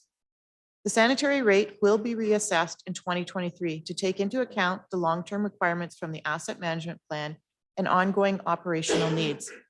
Council is cautioned from taking on additional debt in the next 5 years beyond the projects that have been noted and already approved. Reserves and reserve funds of $11.6 million are recommended to fund the capital budget. Reserves play a role in the financing of capital costs and the provision of affordable and stable services to the community. Many of the reserves do not have sufficient annual allocations in the operating budget to satisfy or sustain the asset replacement requirements. The supplementary requests for 2023 include additional allocations to reserves to address the shortfall. The city's asset management plans provide a plan as to where investments should be made to maintain overall assets. They provide a high-level assessment of future funding needs required and will inform asset investment and renewal decisions of both the operating and capital budgets, while being cognizant of the city's risks and financial constraints. There's several recommendations that are being made for council's consideration for the 2023 budget. The first is the debt management policy, which will require council to approve an exception for the use of internal debt for the public works and fire fleet service replacement. The policy states that a pay-as-you-go model is to be used for this type of capital investment to the extent practical. As reserves have not been developed to sustain the replacement requirements, it is recommended that internal debt over a longer period and be used with debt servicing. The second recommendation was presented to council on January 9th, 2023, with the public works fleet replacement, which requires a significant investment to catch up and sustain the fleet. The funding plan requires an additional $550,000 annually for the next 4 years. Year one in 2023 is contained on the supplementary requests. It is recommended that the 2023 requirement be funded from the available retired debt servicing in the asset management reserve. The allocation will be used in the short term to service the internal debt for the fleet backlog catch-up, and upon the debt retirement will be allocated to the Public Works Capital Reserve for ongoing replacement requirements. Year 1 of the funding plan will have no levy impact. Year 2 to 4 will be brought with future budgets and will likely have levy impacts at that time. The third recommendation is that fire services also requires $2.1 million to replace an aerial apparatus in 2023. The fire services capital reserve is fully committed. Previous requests to increase the annual reserve allocation were not approved. Fire services is requesting to hire 4 full-time firefighters to reduce overtime costs and decrease the risk of service level shortages. The report was presented elsewhere on tonight's agenda. The net savings of $107,000 is being recommended to service the internal debt for 2023 capital requirements. This solution only resolves the current year replacement requirements. Future budgets will likely have levy impacts to address a sustainable capital allocation to maintain the fleet ongoing. And the last recommendation is council is being asked to approve a one-time expense of $50,000 for a long-term financial plan with funding to come from the asset management reserve. A long-term financial plan is recommended to assess the funding options to address the infrastructure requirements of the asset management plans. The plan side from providing an investment strategy for the city's asset management plans also incorporates approved master plans and strategic plan objectives and goals. That's a lot of plans. The funding strategy will look at levy impacts, the use of long-term debt and reserve requirements, and is a key component as the city moves to multi-year budget forecasts. There are several challenges that could affect the city's ability to maintain the current level of service. One is an increase to inflation and the cost of borrowing. So not only are individual consumers being hit hard by rising prices, municipalities are feeling the impact as well. The increase in prices has affected fuel costs directly in fuel purchases, but also for supplies and services where fuel surcharges are included in the pricing structure. Capital project tenders have reflected significant increases from estimates resulting in scope reductions or possibly project cancellations. The cost of borrowing has also increased, putting further pressure on the budget to cover the debt servicing requirement. This may translate into less capital projects and potentially a decrease in required asset renewal projects, resulting in a risk of asset failure. Municipalities are required by law to provide mandatory services. The cost to provide these services are impacted by inflation, reducing the purchasing power of each tax dollar. Municipal operating budgets are also required to be balanced, so operating at a deficit to reduce the tax levy is not an option. The city's assessment growth has been very low as well in the last several years. There is a growth trend for 2022, and building permit statistics point to this continuing in 2023. The continued move to work from home models in some sectors may reduce commercial requirements though, and add additional pressure on residential taxes. The cost to provide services continues to increase at a greater rate than assessment growth and will put additional burden on the assessment base. Economic diversification and growth will help sustain Sault Ste. Marie's affordability.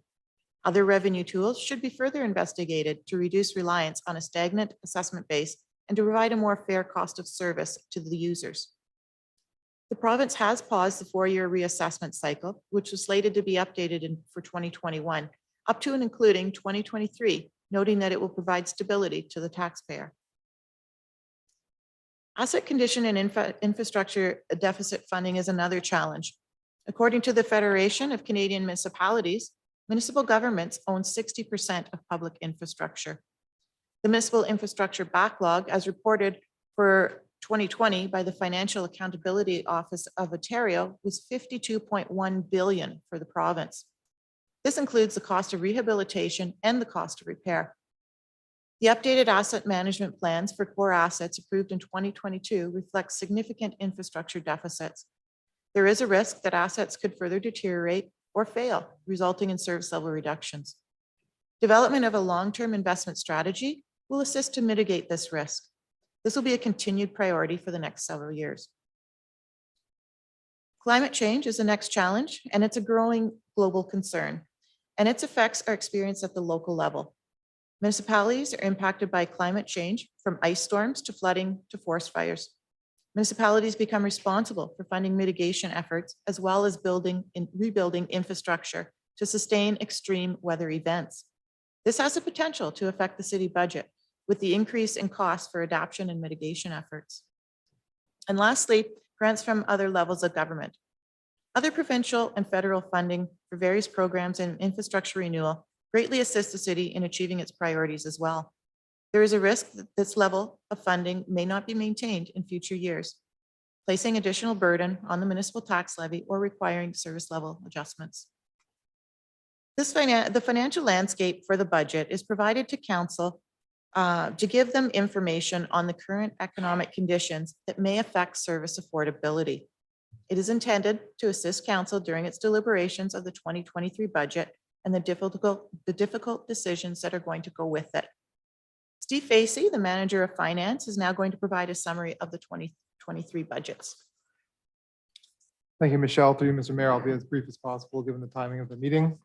I appreciate the time to speak in front of council. The 2023 proposed operating budget includes expenditures of $203 million. These expenditures fund the day-to-day operations of the city, which includes salaries and benefits, contractual services, grants to third parties, including our outside boards, as well as internal transfers to reserves and capital. The capital budget, which is comprised of larger one-time expenditures, totals $48 million, which represents an increase of $9.6 million compared to the 2022 capital budget. As mentioned earlier in the presentation, the cumulative impact of city services and local and levy boards totals approximately $7.7 million or 5.97% year over year. Next slide, please.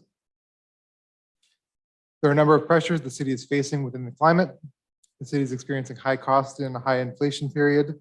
This impacts both the operating and capital budgets as we're realizing pressures to fund day-to-day services and require additional funding to deliver an adequate capital program. In addition to inflationary factors, new services or service levels impact the 2023 budget. These include Next Generation 911, operations of the Downtown Plaza, the Northern Community Center, as well as the Manzo Park Splash Pad. Insurance costs are also anticipated to increase substantially due to the increased amount of claims and the costs associated. Next slide, please. In accordance with the Municipal Act, the city must present a balanced budget. This means that sum of all expenses, net of other revenues, totals the municipal tax levy. In other words, the city cannot budget for a surplus or deficit. We must budget appropriately to the estimated cost of delivering municipal services. Next slide, please. The city's expenditures increase over time to maintain services due to inflation, as well as newer enhanced service levels. Consistent with other municipalities, a significant portion of the operating budget are staffing costs. The graph on this slide represents the breakdown of expenditure increases. In other words, this information highlights where the overall increase is attributed to rather than a year-over-year comparison by category. The salary and benefit allocation is significant, which is understandable as we're a service organization and approximately half of our expenditures are staffing related. Next slide, please. Other revenues, as mentioned previously, is the offset to the municipal expenditures when calculating the municipal tax levy. These revenues include grants such as the Ontario Municipal Partnership Fund that reduce property tax pressures on residents. User fees account for nearly half of other revenues and are either calculated at full cost recovery where possible or to benchmarks if full cost recovery is not possible. Next slide, please. This chart, the chart on this slide provides a breakdown of the municipal tax levy increase that is applicable to city services. The net increase year over year is just over $5 million and includes the cost of new services, salary and benefit changes, salary benefit changes and other increases based on what we anticipate to spend to deliver city services. A full reconciliation of this can be found within the budget document on page 46 of this evening's agenda. The capital budget represents planned investments in roads, buildings, infrastructure, facilities, and fleet. The total capital program for 2023 equates to $48.2 million, with over one half going towards roads. In addition to these investments, the capital plan focuses on various fleet renewal strategies to address aging assets. Thanks to funding opportunities from senior levels of government, the capital plan is nearly 1/3 funded from outside sources, such as the Canada Community Building Fund, Ontario Community Infrastructure Fund, and Connecting Link program. Next slide, please. This slide provides council a breakdown of where investments are being recommended. In line with the capital plan that was presented to council earlier this year, $24.5 million is recommended to fund roads initiatives. This program includes $4.5 million for various road resurfacing and the reconstruction of Wemyss Street, Biggins Avenue, Stanley Street, and Blake Avenue. Significant investments are also being made in transit by capitalizing on ISA funding, as well as fleet and equipment initiatives that Michelle mentioned earlier in her presentation. Next slide, please. And this slide provides a breakdown. This slide provides council with a breakdown of all the funding sources within the capital budget. Much like the operating side, the capital budget is balanced and all expenditures have a recommended funding source. Overall, the capital budget is 2/3 funded by city funds, including annual property tax allocations and utilizing city reserves, and 1/3 being from outside sources from senior levels of government. The amounts to be funded from city reserves include enhanced fleet acquisition strategies of $3.3 million that was mentioned earlier in this presentation, continued investment into the landfill and associated equipment, as well as various other facility maintenance requirements from the city's asset management reserve. Next slide, please. Looking forward to 2024 and beyond, the capital program is anticipated to remain close to $48 million. This is using the assumption that the levels of funding remain consistent with previous years. And I wanted to give council a heads up of upcoming projects that council should be made aware of, including the construction of the biosolids facility and West End Plant Phase 2, which are both funded from sanitary user fees, as well as large roof replacements at the GFL and John Rhodes facilities. Given the size of these investments, debt may need to be considered and utilized. Asset management planning has also improved with the presentation of the plan for core assets earlier in 2022. These documents will improve over time as future phases enhance the scope to include all municipal assets and eventually an overall financing strategy. Next slide, please. As in previous years, supplemental requests are also provided for council's consideration. These items are not included within the preliminary budget and require council's approval to go forward. In total, there are 24 requests totaling a 2023 impact of $3.2 million. A number of funding strategies were discussed this evening that have impacts on the capital program without a levy impact. Next slide, please. New to 2023 is the separation of the sanitary budget for council's consideration. As these investments, both operating and capital, are not funded by the tax levy, they have been separated to allow for better decision-making. Included within the 2023 budget, page 150 and 151 of this evening's agenda, are the details of both the operating and capital expenditures of this 100% user pay budget. In summary, staff are not recommending to adjust the user fee for 2023, which would remain at 70% of water fees. Staff will be analyzing the operating and capital requirements and report back to council within 2023 for a path forward into 2024. Next slide, please. The next steps for the 2023 budget will continue with any questions the council may have it this evening. New to me that it does not come with any questions this evening. With deliberations starting in mid-February. In February, departmental budgets will be presented by various members of SMT. We will then provide council with final budget resolutions for council's consideration, which will account for any adjustments made during deliberations and any adjustments from local and levy boards. Once the tax levy is set and approved by council, staff will return in either March or April with property tax policy, which highlights who pays what out of the total property tax levy. That is the end of our presentation, Mr. Mayor. Thank you very much for your time. Thank you, Mr. Facey. I guess your initiation was they didn't tell you that there was no questions, so you have to prepare for tonight. Councilor Bruni, a procedural type question? Yes, on the process, and I spoke to you and the CAO regarding this, and maybe Michelle would be able to comment on this. I found this budget to be different than last year, and I think what we're missing is basically branch by branch, meaning last year when you provided the transit budget, you would go in great detail regarding the revenue, the salaries, the benefits, the travel, training, vehicle allowance, material supplies, taxes, etc. But this year you basically more of a summary transit on the tax levies, which is 8.435 million. So my question is, why did we change the format? Mr. Facey? Sorry about Thank you. Through you, Mr. Mayor. The current the current financial presentation mimics the quarterly reports that council gets for year-end position, where we are compared to actuals. If it's up to council's wish to get the same amount of details in previous budgets, we have no issues with providing that. Actually, we have that prepared and can send it out to all of council if that's everybody's wish. Probably tomorrow. Okay. Thank you. I would prefer if it was sent out, especially for the new counselors, it would be great, but it's also great for myself. Looks like a lot of nodding heads there, so we'll look forward to receiving that information. Thank you. Thank you. Anyone else with questions on how we're going to go through the budget process in the next couple of weeks? Councillor Hollingsworth? Thank you. Just going back to what Tessa was saying with regards to the surveys, through you, Mayor, maybe to Shelley Shell. How are you going to summarize it again? All the feedback that we are going to receive from the public. And I'm under the impression that we will receive that hopefully in a good amount of time before the debates or deliberation.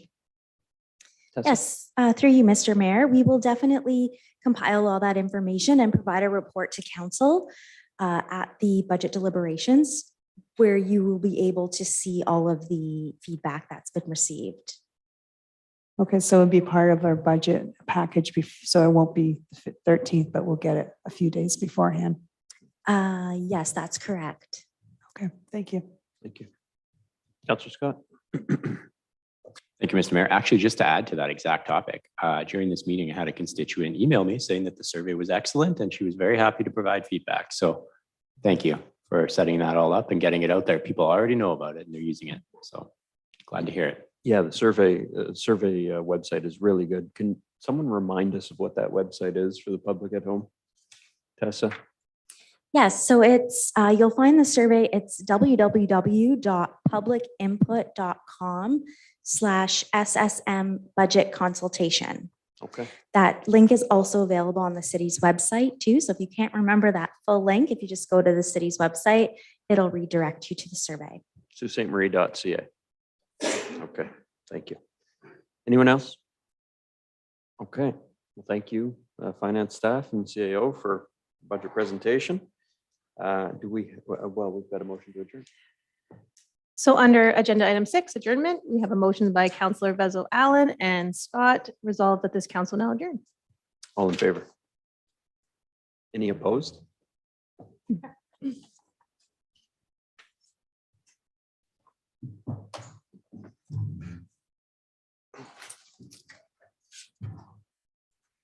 Reminder, we got closed session, council.